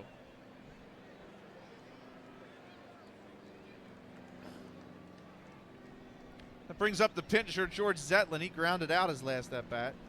Nobody on, 2 out. Here's the first pitch to Zetlin. And that is high, ball 1. Here's the 1-0. Ripped into center. And that's a base hit for Zetlin. 2-out single for George Zetlin. When we go back to the top of the order, and Dickie Flowers, who's 1 for 3. First pitch to Flowers is taken inside for a called strike. It's 0-1. The throw over to first. And the runner is back safely. And the 0-1. And that's taken for a call. Whoa, whoa, whoa. Why are we auto? That's a called strike. Holy shit. Why is it autoing? That's a ground ball over to short. And they throw him out at second base. And that will retire the side. I have no idea how many pitches that was, but he'll come back. No runs on 1 hit, and they leave 1 aboard. We go to the middle of the 5th inning, the bottom of the 5th inning coming up. And why is it auto? Pause.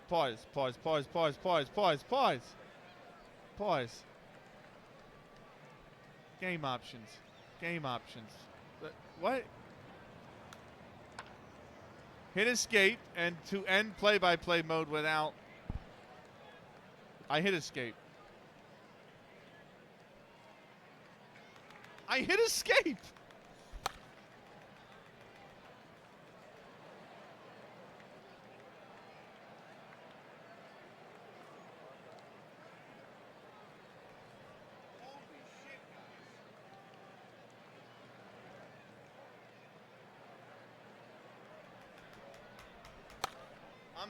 I'm hitting escape.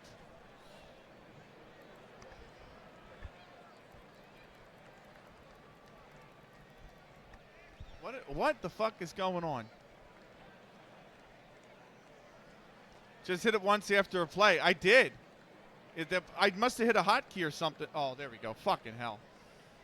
Okay. Thank you. Thank you, Twins. Holy shit. Okay. I got to go back to the game log. Right. Holy guacamole.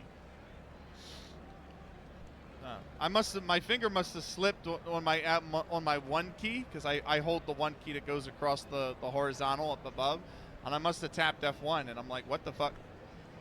Right. Let me catch up on what the fuck actually happened. Box score. Thank you, by the way. I didn't know what the hotkey was. That was the problem. Right. The pitch count for for Walters now is at 66. So that was 3 pitches to get him there. He grounded out Dickie Flowers grounded out 6-4. Right. So started the bottom of the 5th. RIP the ad break, but we have enough time. The bottom of the 5th went like this. Swinging strike. Ball, fouled, and then a single for Steve Bellin. So Steve Bellin came up to the plate 1 for 2 with a single, hit another single.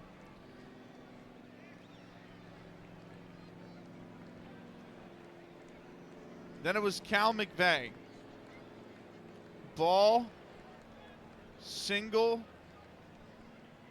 and so Cal McVeigh, so back-to-back singles for New York to start the bottom of the 5th. Well, that would have been nice to see. And Bellin went to second. And now a called strike, and a called strike to make it 1-2. So the pitch count for Zetlin is up to 79. Let me correct that real quick. Good Lord. Thank you, by the way, Twins. Welcome in, by the way.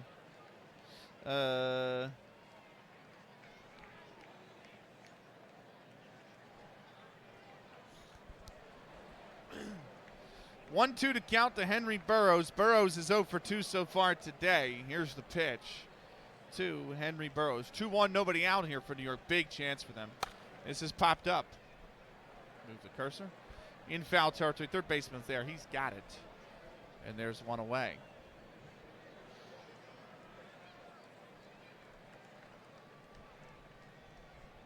That's going to bring up Riney Walters. He is 0 for 1 with a walk. Here's the first pitch to Walters. High, ball 1.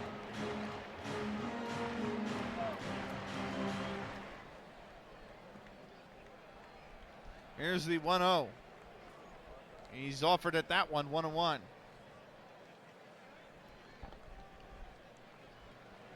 The 1-1 pitch. And that's off the plate inside, 2-1 now. 2-1 to pitch. That's way off the plate, and that's going to get by. That looked like a wild pitch. They're going to rule it a pass ball. Going to third for free is Bellin. Going to second for free is McVeigh.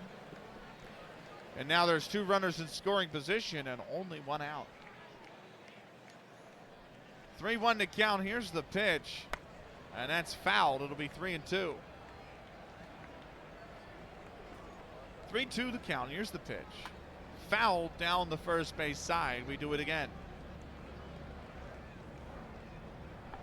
Here's the 3-2 pitch. And he's lined that right at the second baseman. Throw over the third, but the umpire calls the man safe at third. Animation didn't look that, but that's the call. L4 on the play. And that's a big out for Fort Wayne. Huge game. 2 runners in scoring position, 2 outs. Roxanne, what's up? What's up, Zegon?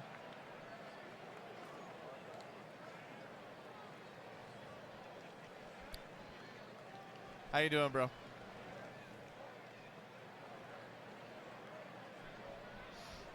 That'll bring up Art Allison. He's 0 for 2. Here's the first pitch to Allison. And Allison has popped this foul down the left field line.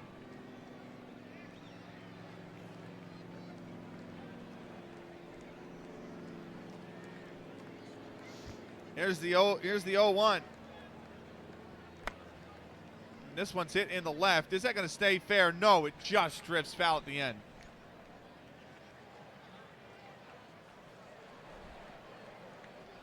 Oh, 2 to count. Here's the pitch. And that's taken high, ball 1. The 1-2. Fouled off down the third base side. It's 1-2. Here's the 1-2 pitch. That's lined into the seats. 1-2.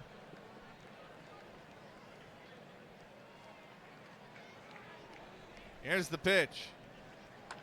Rounded over to second. The throw on to first is in time, and they get out of the inning without any damage. No runs on 2 hits, and they leave both men on base. We go top 6. It's still just a 2-1 ball game.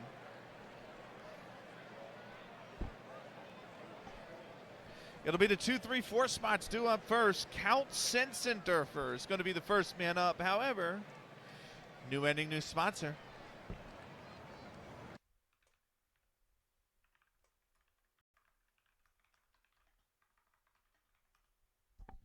Gem613 is recently got into Football Manager. He does play Rocket League. He's also, I believe, a part of the GTA 5 RP community, if I remember correctly. Give him a follow if you haven't already. The Great Gems sponsors tonight's 6th inning.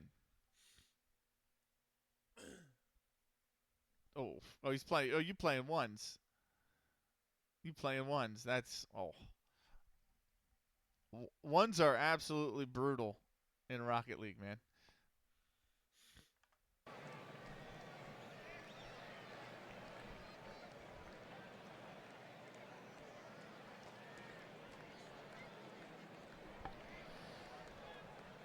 Here's Sensendorfer settling in. Fort Wayne needs some runs. They're running out of innings here. Top 6. And that is right down broad for a called strike. It's 0-1.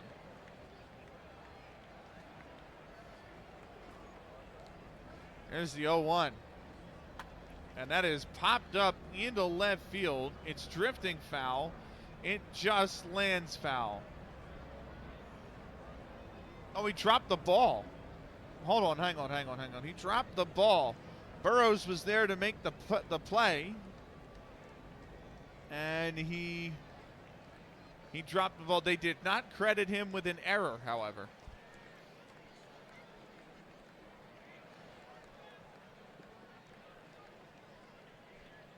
So 0-2 to count. Here's the pitch. That is up high. Ball 1. There's the 1-2. Rounded over to third. On to first. That's in time for the first out of the inning.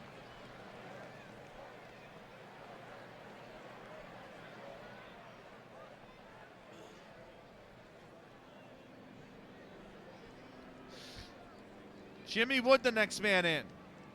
Wood is 1 for 2.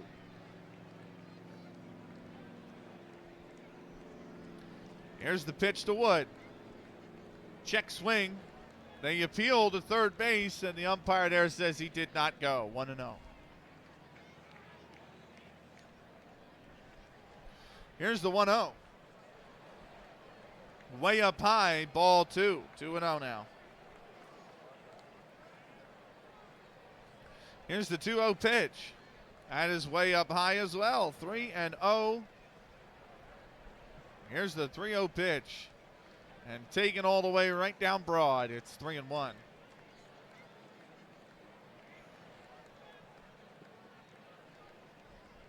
The 3-1. Fanned at 3-2. The 3-2 pitch. Grounded over to third. Throw one to first is in time, and that's 2 away now.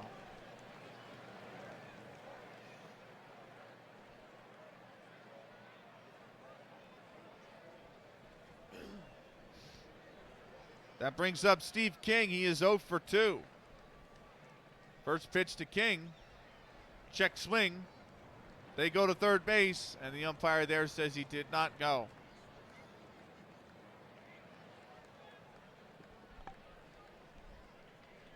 The 1-0 pitch. Shot into the gap in left center. Way back there. One bounce. That is off the wall. Throw over to third. And no, they throw home to cut him off. It is a triple for Steve King.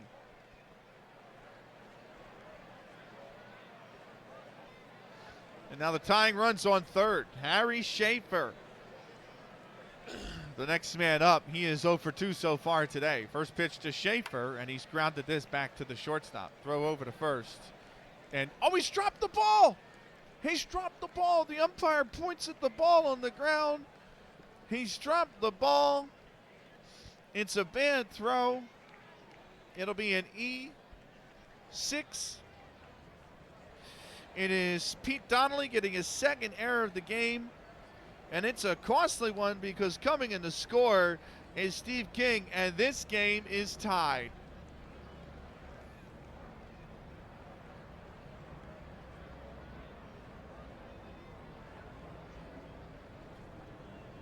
That brings up Wes Fizzler.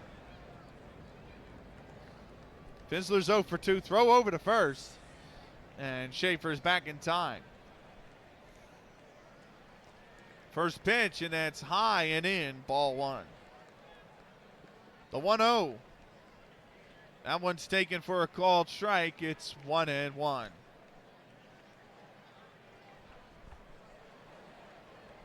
Here's the 1-1. That's grounded over to third. Throw one to first. And that is another error. That is another error.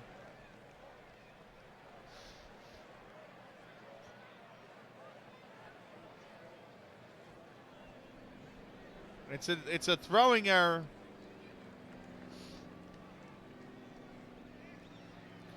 And that is a throwing error to I believe the same one, right? Donnelly, right? Or Bellin. That is third base this time. Bellin's got 2 errors on the night. Going to third base is Schaefer. Fizzler gets aboard. This is an E5 now. And he takes 2 bags because of it.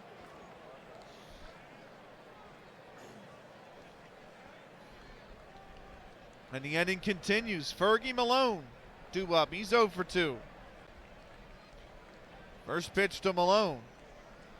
That's taken on the outside part of the plate for a called strike. It's 0-1. There's the 0-1 pitch. That's low. 1-1. Here's the 1-1. Fanned at it and missed. 1-2.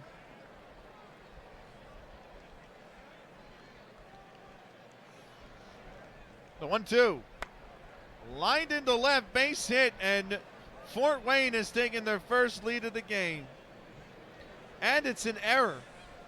And it's an error on the outfielder. It's an E7 to go with it. It's a single with an error on the outfielder. Left fielder Henry Burroughs gets credited with the error because the error gave an extra bag to Malone, so he goes to second. Scoring on the single is Schaefer. Going to third is Fizzler, and then scoring on the error is Fizzler. So it's a 2 RBI single for Fergie Malone. And Fort Wayne have taken a 4-2 advantage.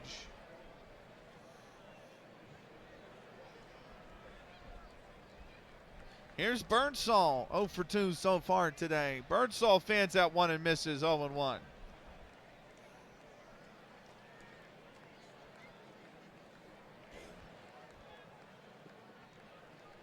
Two absolutely brutal errors. This one's lined into center, base hit.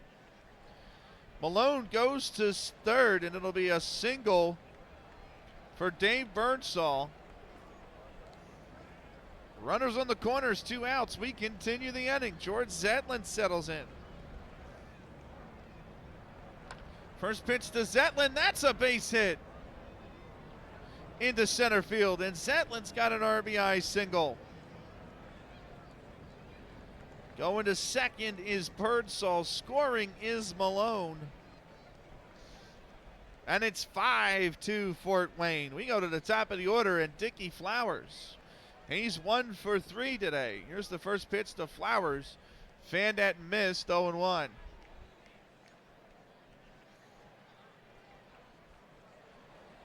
Here's the 0-1. Grounded foul, 0-2. Here's the 0-2. That is popped up into foul territory in the right-hand field side of the field.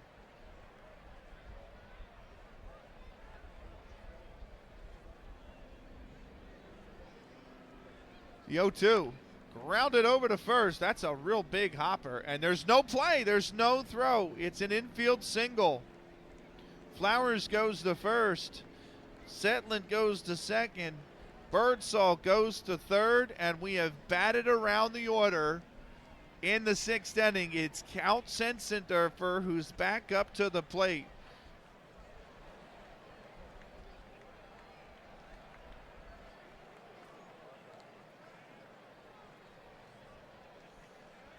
Here's the first pitch to Sensendorfer. Inside, ball 1.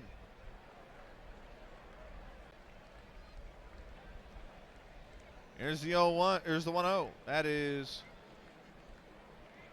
right at the lettering. 1-1.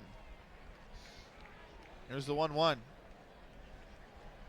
And that one is right on the outside corner. Strike 2. Here's the 1-2. That's off the plate away. 2-2 now.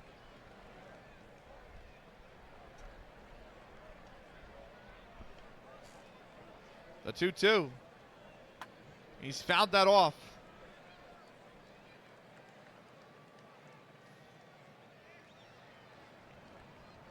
The 2-2. That is off the plate away. 3-2. Full count. Here's the pitch. Chop that foul down the third base side. We go again.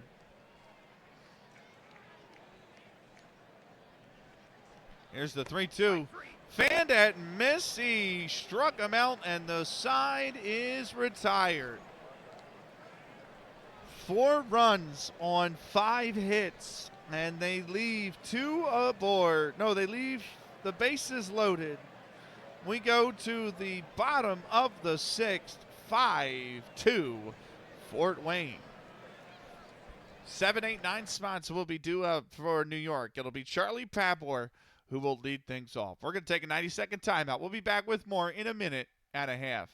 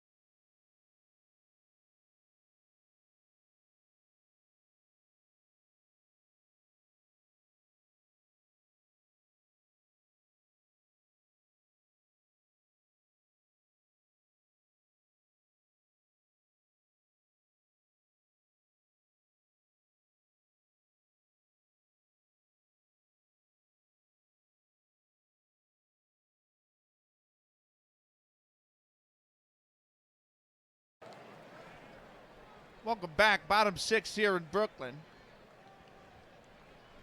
Fort Wayne now with the lead, 5-2. Pabor will settle in. He is 0 for 2 thus far today. First pitch to him. And that's taken high for a ball, 1-0. Here's the 1-0. And that is taken on the inside corner for a called strike. It's 0-1. Here's the 0-1. Foul down the third base side. That'll be 1-2. Here's the 1-2. Fouled that down the first base side this time. It'll be 1-2 still. Here's the pitch. He fouled it off again. Here's the 1-2. Rounded over to short. Throw one to first. It's a bad throw.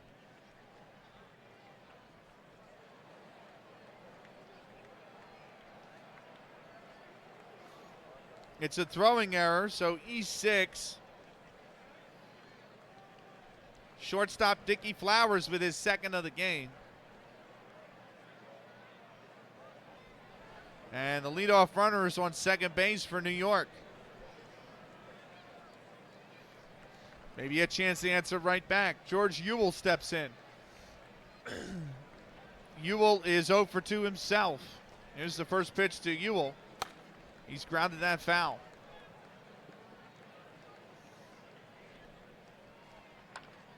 The 0-1 is over to second, on to first base, and that is the first out of the inning. They do move Pabor to third on the play, but 4-3. And Ewell's retired. It'll bring up Pete Donnelly.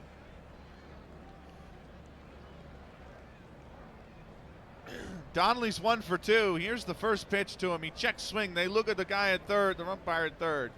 And he did not swing, says the umpire.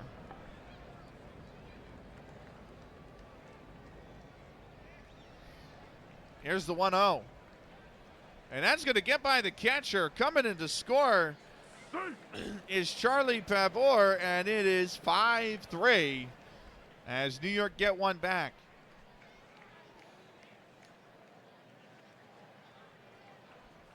Here's the 2-0.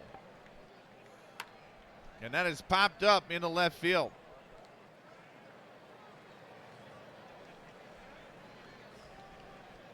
Oh, it looped. Oh, it looped on him. It's a single. It dropped. I was going to see if they gave it an error, but he lets it drop in front of him instead of making the play. And Donnelly's aboard. That brings up Mike McGarry, who's going to take this first pitch for a called strike. It's 0-1. McGarry 0 for 3 so far today. Here's the 0-1. That's off the plate away. 1-1. The 1-1. Fouled. 1-2 to McGarry. Here's the pitch. That's grounded over to short, and that is fumbled by the shortstop. Dickie Flowers having a Weston Supermare. He's got 3 errors so far tonight.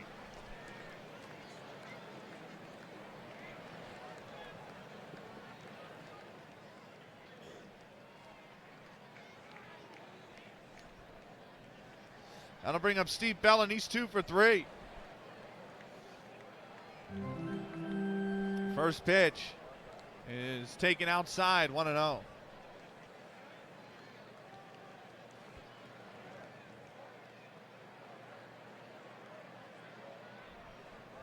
Here's the 1-0. That's high, ball 2. The 2-0. That's high and in, ball 3. 3-0 the count. Here's the pitch. And that's on the inside corner, 3-1. The 3-1 is popped up in foul territory. It'll land there. 3-2 to count now.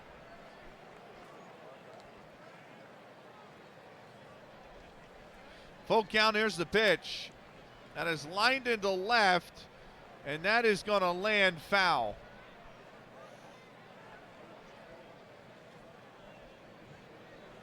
Here's the full count pitch.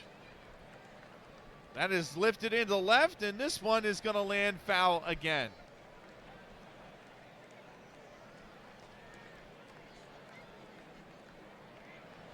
The 3-2 fouled that one off. Here's the 3-2. That's fouled down the third base side.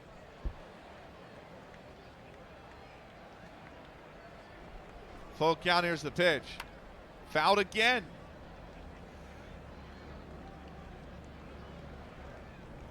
Full count, this one's hitting the left. That's drifting foul, and that will land foul again. 5 straight foul balls now.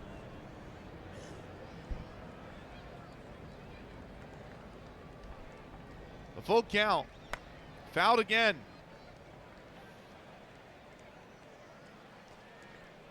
Here's the 3-2. Fouled again. Here's the 3-2 pitch.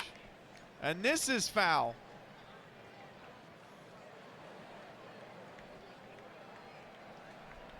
Here's the pitch. Grounded over to short. They go to second for the lead runner. They got him. So it is a 6-4 fielder's choice after all of that. Going to third is Pete Donnelly. They throw McGeary out at second.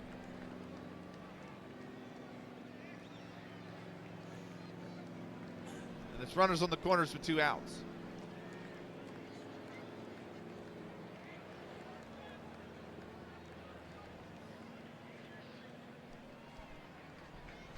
Cal McVeigh, the next man up. He's 1 for 3.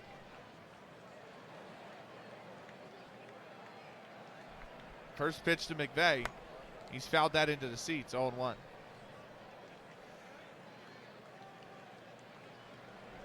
Here's the 0-1. That's lined right at the second baseman. He's got it, and the side is retired. 1 run on 1 hit, and they leave 2 aboard. We go top 7th here in Brooklyn. Fort Wayne have a 5-3 lead. 3, 4, 5 spots due up for the Kekiongas. Jimmy Wood will be the first man up for Fort Wayne.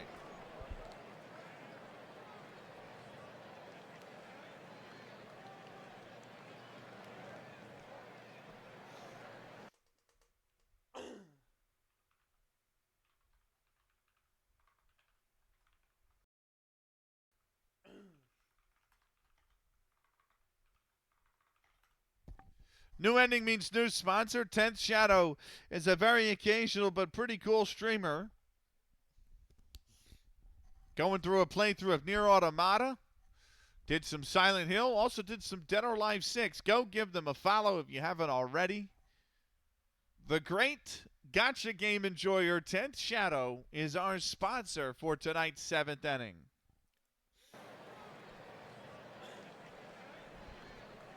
Jimmy Wood settling in. Wood is 1 for 3 today. First pitch to him to start the 7th. That's off the plate inside, 1-0.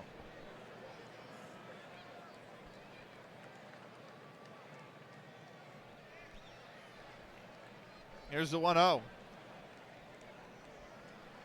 Called strike 1. It's 1-1.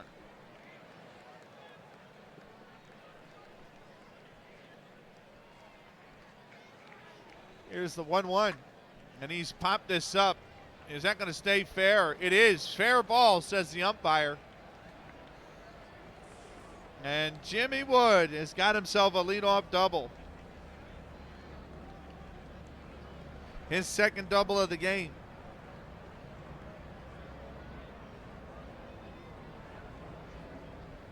That'll bring up Steve King. He's 1 for 3. First pitch to King. And he's taking that at the knees. 0-1. Here's the 0-1 pitch. Fanned that and missed. 0-2.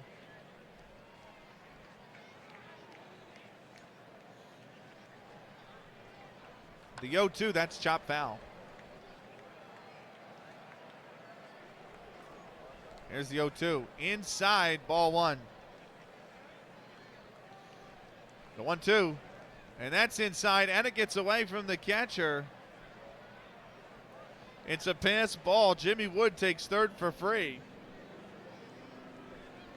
2-2 to count. Here's the pitch. Popped up. Left field side, but foul, and it will land there.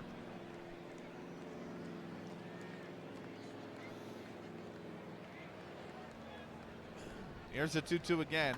And that is ripped into left center. Center fielder going back. It's a base hit. And it's an RBI for Steve King as Jimmy Wood scores. It's 6-3 Fort Wayne.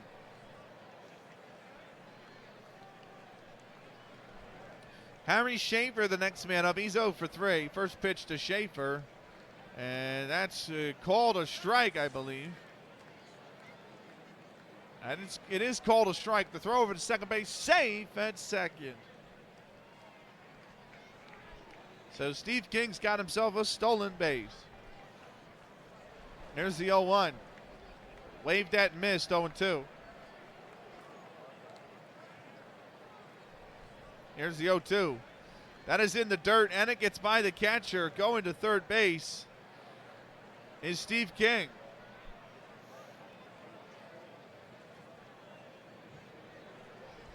Here's the 1-2. That's lined right at the second baseman. He's got it, and that is out number one.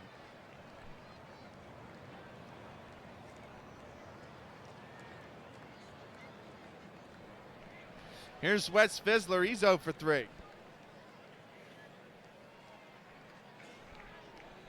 The first pitch to Fizzler is taken for a called strike. It's 0-1. Here's the 0-1.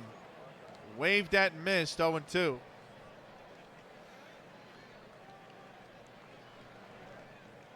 Here's the 0-2. That is lined into left. And is that going to land fair? No, it's just going to drift foul.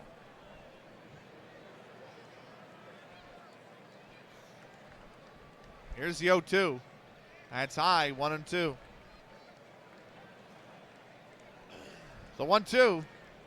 And that gets by the catcher. Coming in to score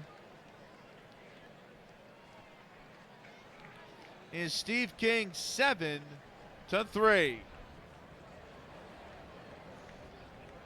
Here's the 2-2. Fouled that off. The 2-2. Let's take an eye, ball 3. The 3-2. Fouled that off.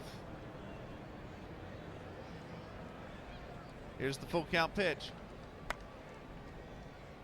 Right back up the middle, base hit.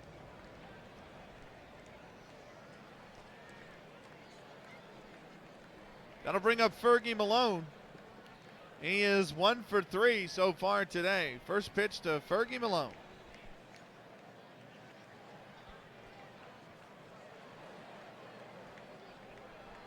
Inside, ball 1. Here's the 1-0.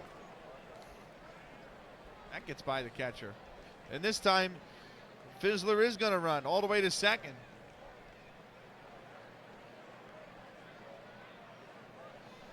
A wild pitch. Here's the 2-0. That's high, ball 3. The 3-0 to Malone. That's in there for a called strike. It's 3-1.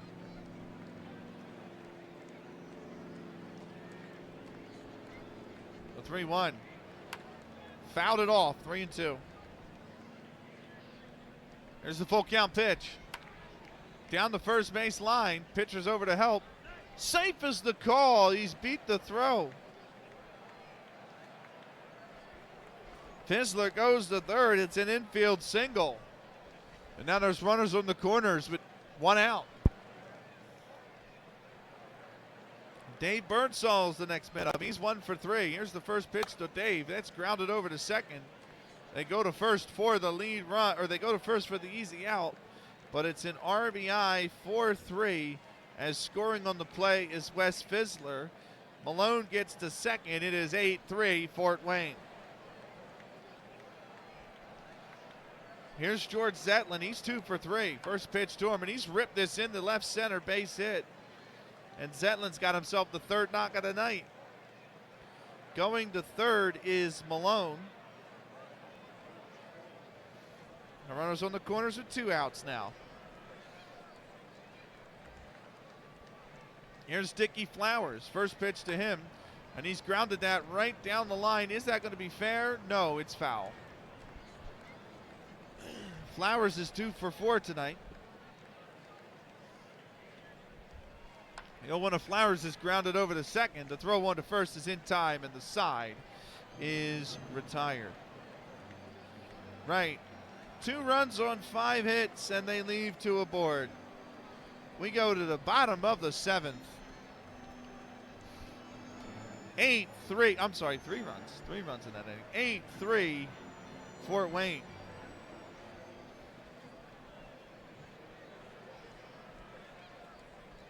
4, 5, 6 spots due up for New York. Harry Burroughs will get things started. We are going to leave you guys with the time-honored tradition of Take Me Out to the Ball Game. We'll be back in 2 with more. Don't go anywhere.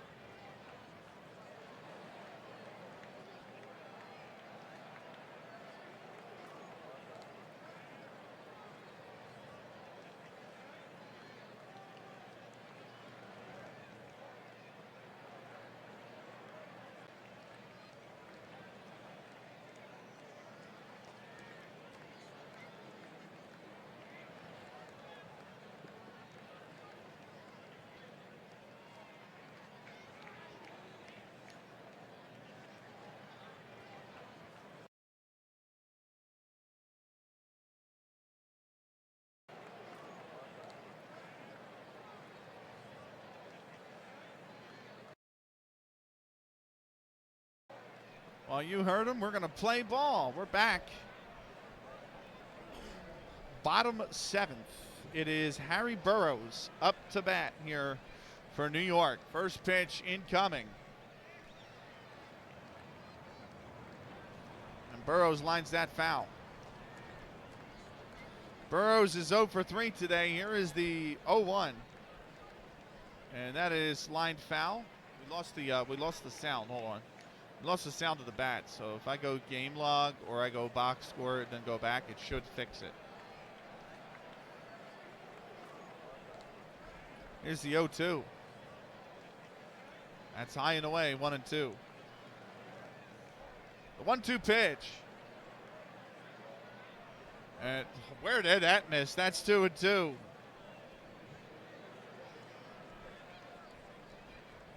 Here's the 2-2. That is grounded foul down the first base side. The 2-2. And that is fouled down the third base, the right field side. That is just landed foul. Here's the 2-2 again. That's fouled off again. Here we go with the 2-2. That is lined, and the shortstop's run over and got that. One away.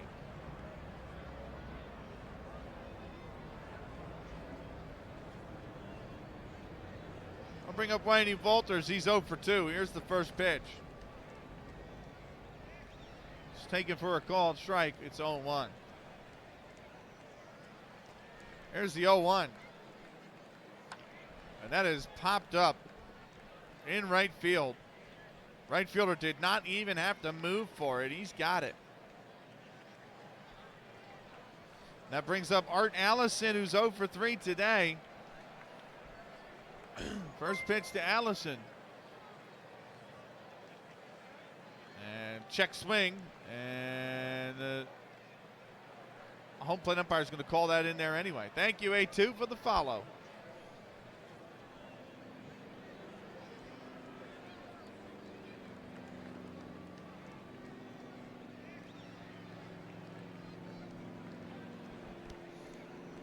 Welcome in.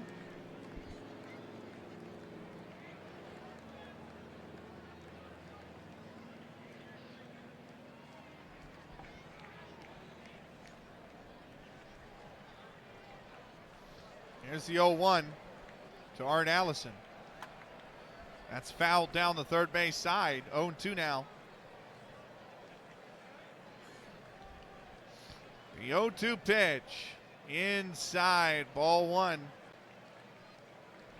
Here's the 1-2 pitch. That's way off the plate away, 2-2. The 2-2 pitch. Just high, ball 3. And Allison's fought the count back full. Here's the payoff pitch. Grounded over to short. The throw on to first is in time. He's got him, and that will retire the side. They go down in order here in the bottom 7th. We go top 8th. 8-3 Fort Wayne. 2, 3, 4 spots due up for the Kekiongas. Count Sensendorfer will be the first man up. But first, new inning, new sponsor.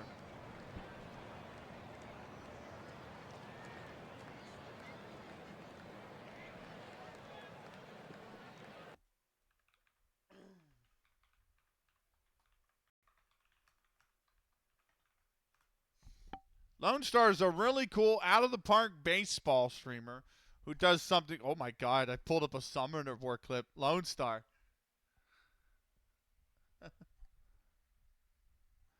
Right. He is an out-of-the-park baseball streamer who does a lot of he does a franchise mode with the Arizona Diamondbacks, which when I was watching him in Out of the Park 26, he was in the 2001 season. I think he's up to 03 or 04 now. But he does 20 games in 2 hours, where he will play 20 games of his franchise mode in 2 hours or less. Give him a follow if you haven't already. He also has another channel called PvE Sim, which is affiliated with OOTP and does have drops enabled. So follow both. The great Lone Star will sponsor tonight's 8th inning.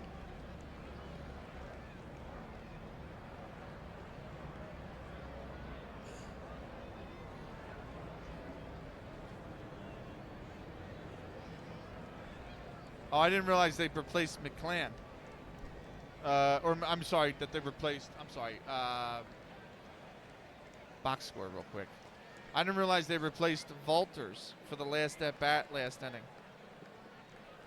So let me erase the 2 pitches that I gave him and give them to our new pitcher. So New York pulled, I beg your pardon. New York pulled Vonnie Walters in the last inning. So our new pitcher is John McMullen.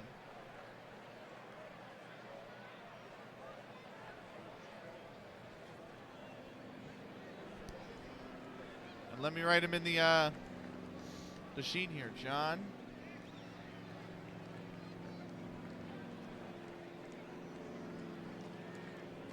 McMullen. So Walters was subbed in the 7th, and McMullen 7th for 5.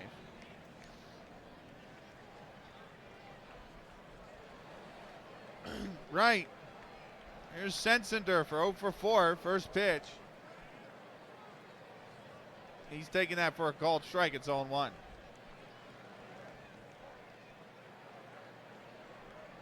Here's the 0-1. Off the plate away, 1-1. A 1-1. High and in, 2-1. Here's the 2-1 pitch.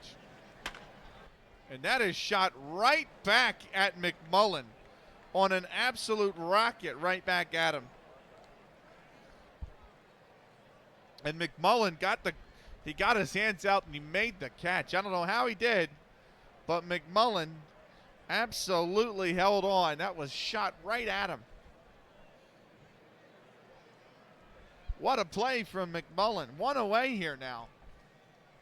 That brings up Jimmy Wood. He's 2 for 4. First pitch to Wood. He's going to take that for a called strike, 0-1. Here's the 0-1. And that's popped up.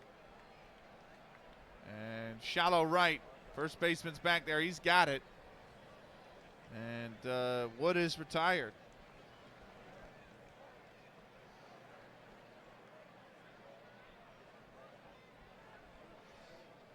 That'll bring up Steve King. He's 2 for 4.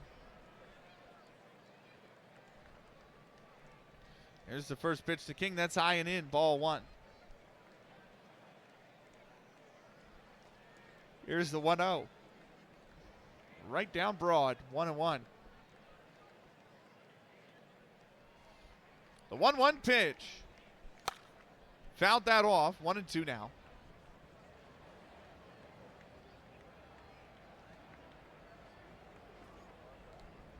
Here's the 1-2. High, 2-2.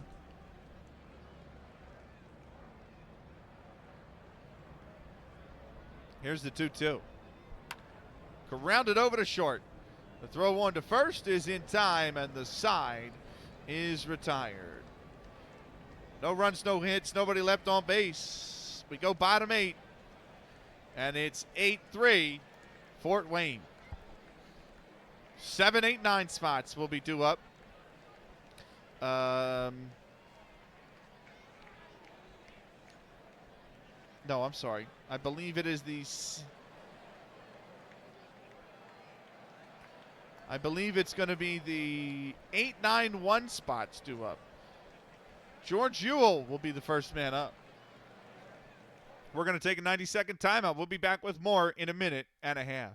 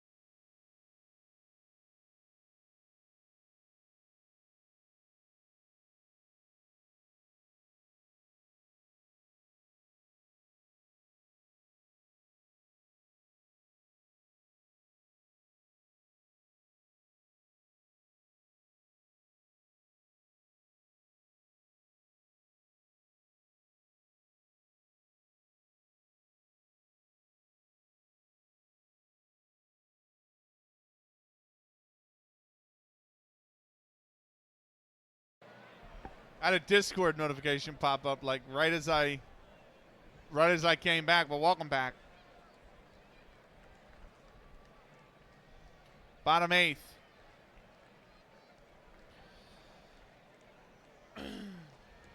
All right, now hold on. They have Charlie Pavor. You know what? So, okay, they got me all messed up.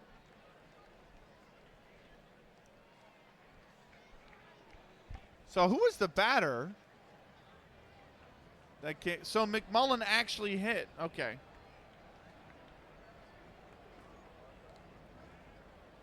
So, it is Charlie Pavor.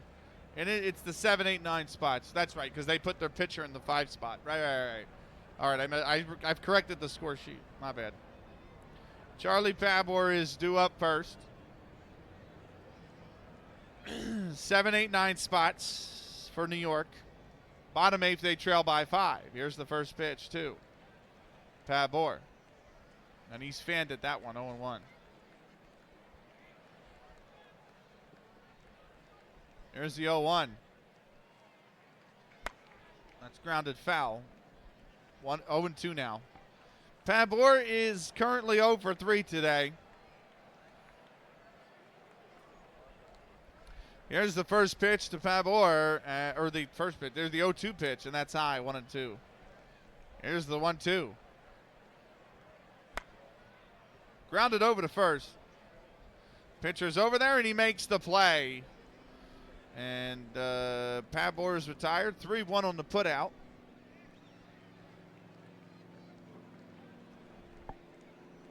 That'll bring up George Ewell. He's 0 for 3 as well. First pitch to Ewell.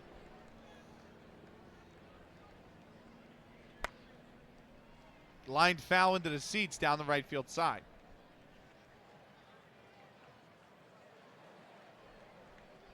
Here's the 0-1. Grounded over to first. Pitcher's over there again. They make the play again. That brings up Pete Donnelly. Donnelly is 2 for 3 today. First pitch to Donnelly. That's high, ball 1.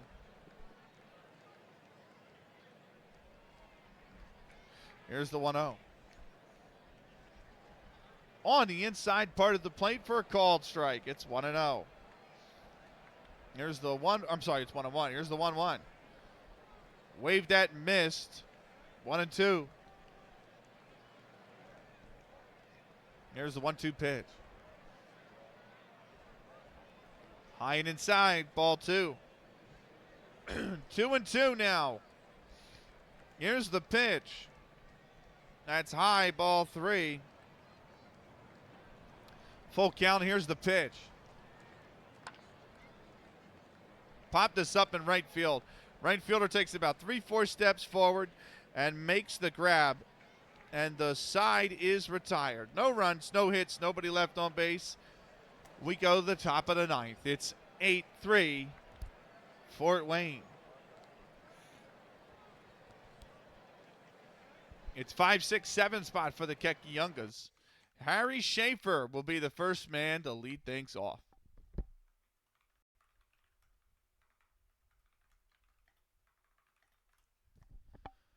But new ending means new sponsor. ItKit is a very occasional streamer. Here they are streaming the finals. The finals, Football Manager, Risk of Rain, Mario Kart, Mario Party. Give them a follow if you haven't already. ItKit sponsors tonight's 9th inning.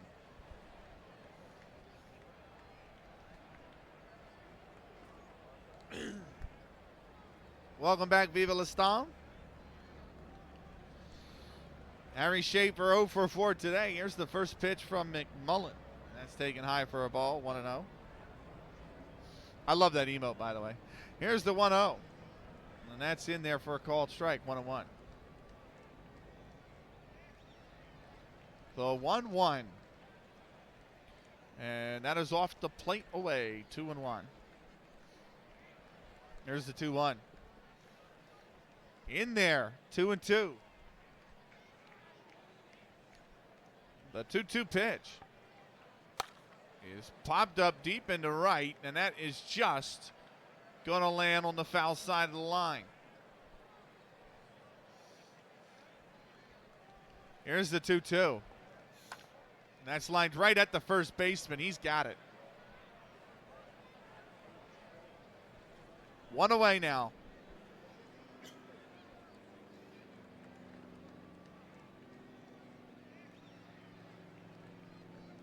Here's Wes Fizzler. He's 1 for 4 today.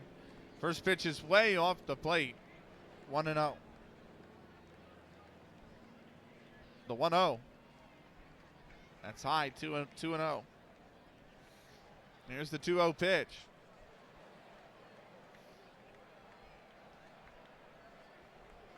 And that's in there for a called strike. It's 2-1.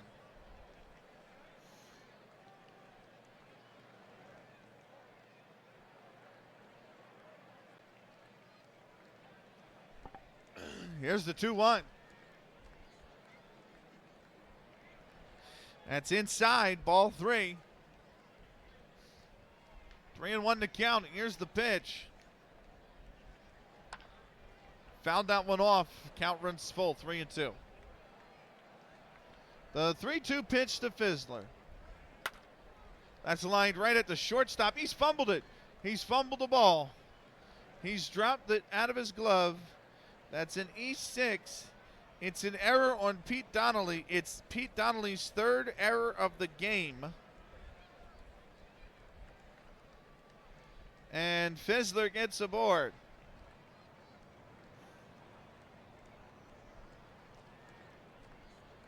That brings up Fergie Malone. Malone is 2 for 4. First pitch to him from McMullen. That's in there for a called strike. It's 0-1. Throw over to first, and Fizzler's back safely. Here's the 0-1. That's fouled off. 0-2 now. The 0-2 pitch. Inside, 1-2. Here's the 1-2. Grounded over to short. They go to first, and that's in time. Fizzler does move to second, but there are 2 outs now. 6-3 on the putout, and that will bring up Dave Birdsall, the right fielder. Birdsall is 1 for 4 today. Here's the first pitch. And that is lined right. That is over the head of the third baseman, and it's a fair ball. And this is going to be a double for Birdsall. Coming in to score is Wes Fizzler, 9-3, Fort Wayne. RBI double for Birdsall, and that brings up George Zetlin, who is 3 for 4 today. First pitch to Zetlin, that's fouled off. Here's the 0-1, that's fouled again. 0-2. 0-2 pitch. Fouled that one off. Stays 0-2. The 0-2. That's high, ball 1. Here's the 1-2. Grounded back to the mound. The throw over to first is in time, and the side is retired. 1 run on 1 hit, and they leave 1 man on base. We go bottom 9th here in Brooklyn. It is 9-3 Kekiongas. It is the top of the order for the Mutuals. Mike McGarry will lead things off. We're going to take a 90-second timeout. We'll be back with more in a minute and a half.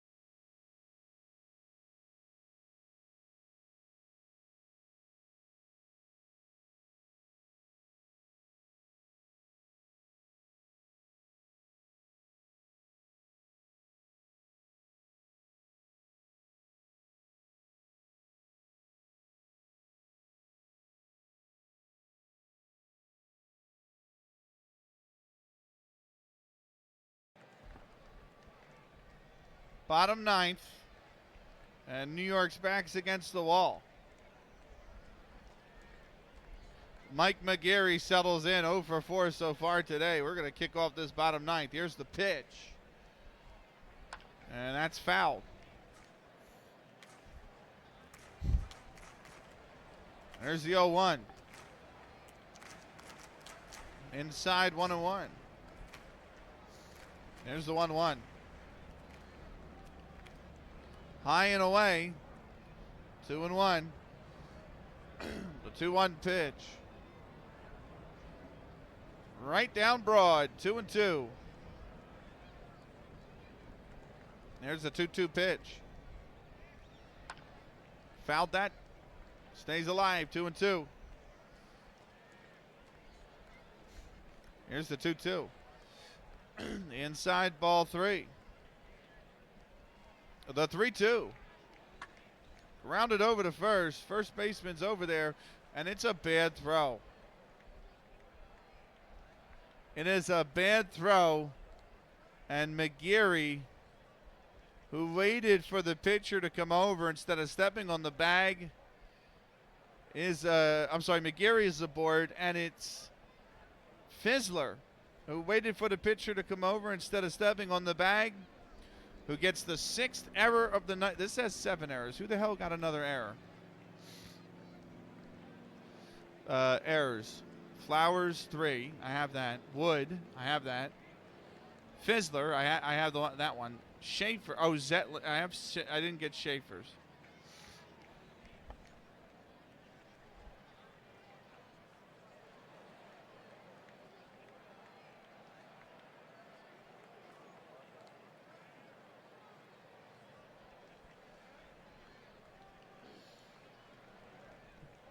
That brings up Steve Bellin. He is 2 for 4. First pitch to Bellin.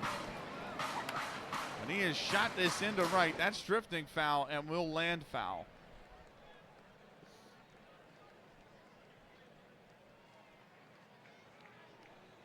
Here's the 0-1. Grounded over to second. The throw on to first is in time. 1 away. McGarry moves into scoring position, but they're down by 5, and they're down to 2 outs now. Cal McVeigh is the next man in. 1 for 4 today. First pitch to McVeigh.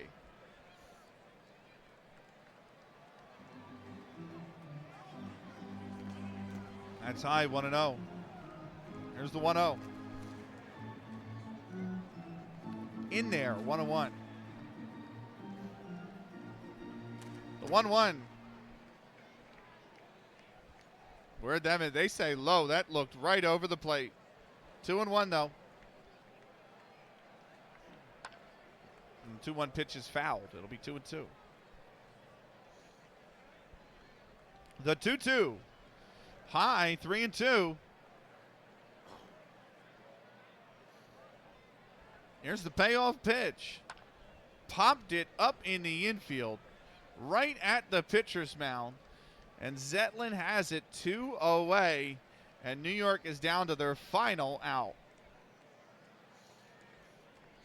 Harry Burroughs settles in. He's 0 for 4. First pitch to Burroughs. That's in there for a called strike. It's 0-1.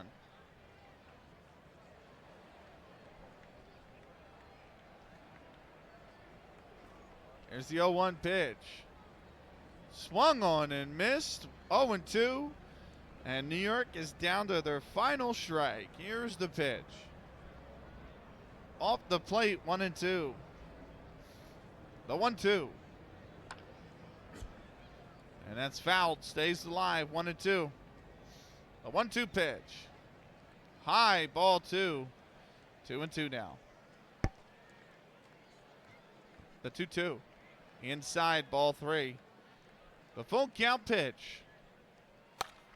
He's popped this up in the infield. The shortstop's there. He makes the grab, and the ball game is over. A huge game in the National League pennant race ends with Fort Wayne coming into New York and winning a big, big matchup. The final score in this one, the Kekiongas 9, the Mutuals 3.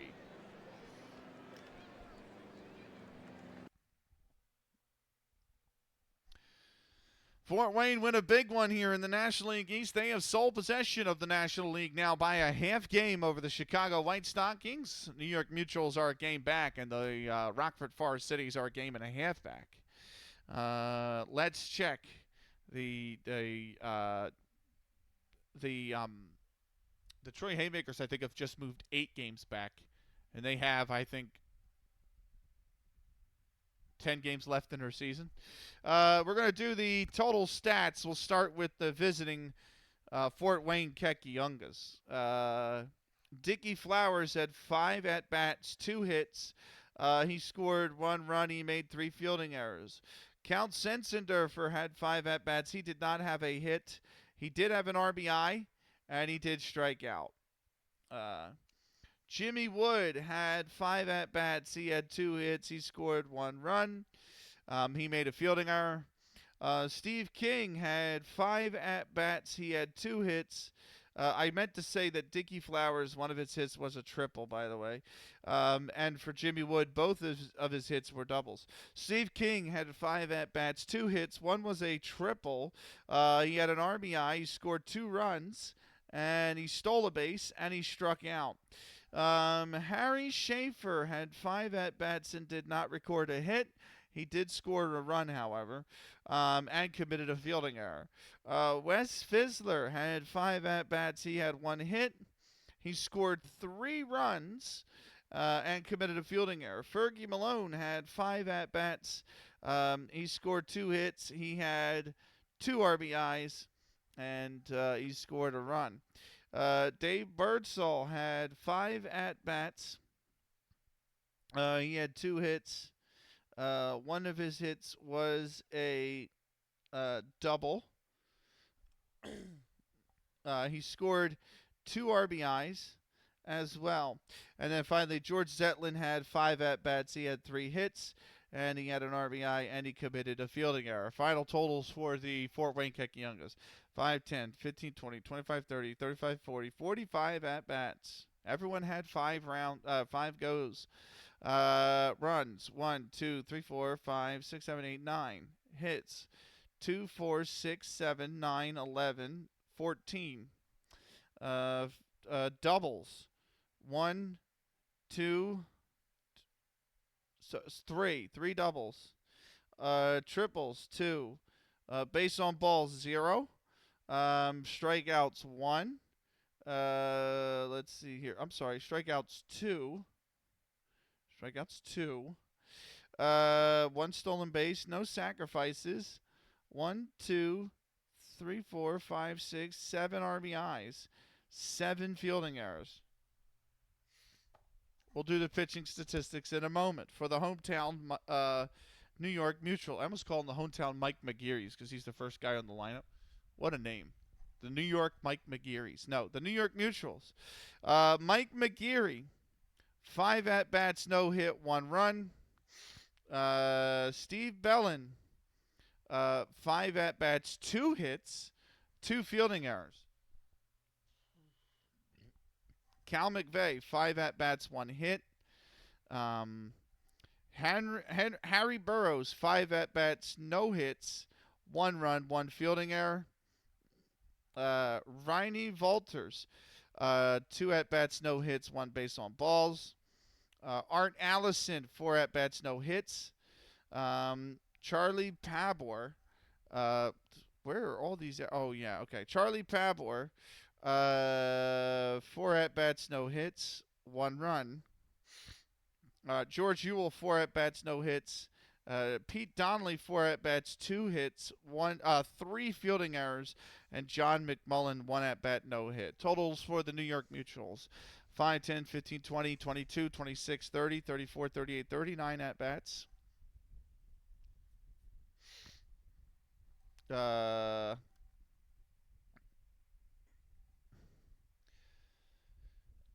I know that's different. I don't know why. I forgot to record the sack bunts. That's why. I forgot to record the sack bunts. Bellin and Allison had sack bunts. No, because Bellin reached on his sack bunt. So they don't have that as a hit. I have it as a hit. If you beat the throw, you beat the throw. Allison, where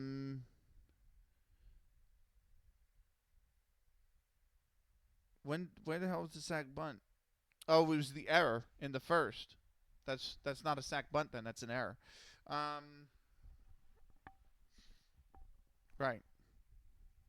I'm going to go with my card of 39 at bats. Right. 3 runs, sorry. 2, 3, 5 hits, 4 hits. Because you're not counting Steve Bellin beating the throw. 5 hits. No doubles, no triples. 1 base on balls. No strikeouts. No stolen bases. No sacrifices. No RBIs. 6 fielding errors. Here's the pitching statistics now. George Zetlin, 9 innings. He gets the win, by the way. He's going to improve to 10-8 on the season. I have his pitch count at 175. That is correct. Walked 1, I believe. 1 walk, no strikeouts, 5 hits. This has 4 hits. 5 hits. 3 runs, but not a single one of them was earned. Impressive. That's going to help his ERA. For the New York Mutuals, Viney Valters will be credited with the loss. He moves to 8-8. He went 6 2/3. I have his pitch count at 132. He walked 2. No, he didn't walk anybody. He struck out 2. Sorry, 13 hits, 8 runs, 4 of them were earned. And John McMullen went 1 1/3. 2 1/3, sorry. I have his pitch count at 35. Yep. Did not walk anybody. Did not strike out anybody. Gave up 1 hit. 1 run, and it wasn't earned. That's a pretty good relief performance, to be honest with you. But he gets credited with the loss. Official game time, 2 hours, 51 minutes. Official attendance, 983. We're in attendance for this one. Let's save the game. Immediately click to tomorrow. And there's our next game. So the next Out of the Park baseball stream is currently scheduled for Saturday. We're going to do a game on Saturday. So Saturday's game will be a big matchup. The Chicago White Stockings, who are now second in the National League, a half game behind the Fort Wayne Kekiongas. They are traveling to Boston to play the red-hot Boston Red Stockings, who have won 11 in a row up to this point. And they lead the American League by 3 games.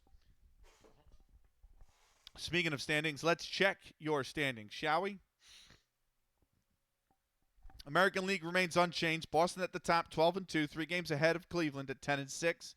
Philadelphia is 4 games back at 10-8, and Washington 7 back at 7-11. In the National League, Fort Wayne now has the sole possession of first place by a half game over the Chicago White Stockings, who will be playing Boston next. The New York Mutuals fall game back. Chicago 8-7, New York 8-8. We, the Rockford Forest Cities, are 1.5 back with 11 games left to play. The Troy Haymakers are now 8 games back at 4-18 with 10 games left to play. They are almost mathematically eliminated. Your National League, and let's go over your league leaders very quickly, shall we? That seems like a good idea. In the National League, Cherokee Fisher from Chicago leads the batting average at 433. Cap Anson from Rockford is second at 386, and then it's Dickie Flowers of Fort Wayne at 383 and third. Lit Pike still leads all the majors in home runs at 6. George Hall is right behind him in 4, both for Rockford, and then Jim Foran for Troy's got 2. Lit Pike, hey Benny, hey Zig. I'm sorry you can't sleep, dude. Lit Pike leads baseball with 25 RBIs for Rockford. Ezra Sutton for Troy is right behind at 22. Doug Allison for Rockford on 21. Stolen bases is Jimmy Wood from Fort Wayne at 12. And then Dickie Flowers for Fort Wayne at 11. Ross Barnes for Rockford has 9. I don't care about WAR. It's a made-up statistic. Cherokee Fisher has the best ERA in the National League at a 1.79 for Chicago. Then it's New York's Riney Walters at 1.96. Dick McBride for Rockford's on a 2.26. Zetlin from Fort Wayne leads the league and wins now at 10. Then it's Dick McBride on 9 for Rockford. Zetlin obviously for Fort Wayne. And then Cherokee Fisher for Chicago on 8. Riney Walters from New York leads the league in strikeouts at 17. Harry Wright for Troy has got 16 in second place. Dick McBride for Rockford has got 14. He is third. And that is your Riney Walters has, I think, the only shutout in baseball right now. In the American League, Dave Egler for Cleveland leads in batting average at 405, and then it's Bub McAtee for Boston at 400, Warren White for Boston at 385. John Bass for Washington, Ed Dovey for Washington, and Charlie Bierman for Philadelphia have 1 home run. That is literally joint top. It's 1 single home run. Tom Carey for Boston leads the American League in RBIs at 20. Dick Higham for Philadelphia has 17 for second. So does Ed Pinkham for Philadelphia with 15 in third.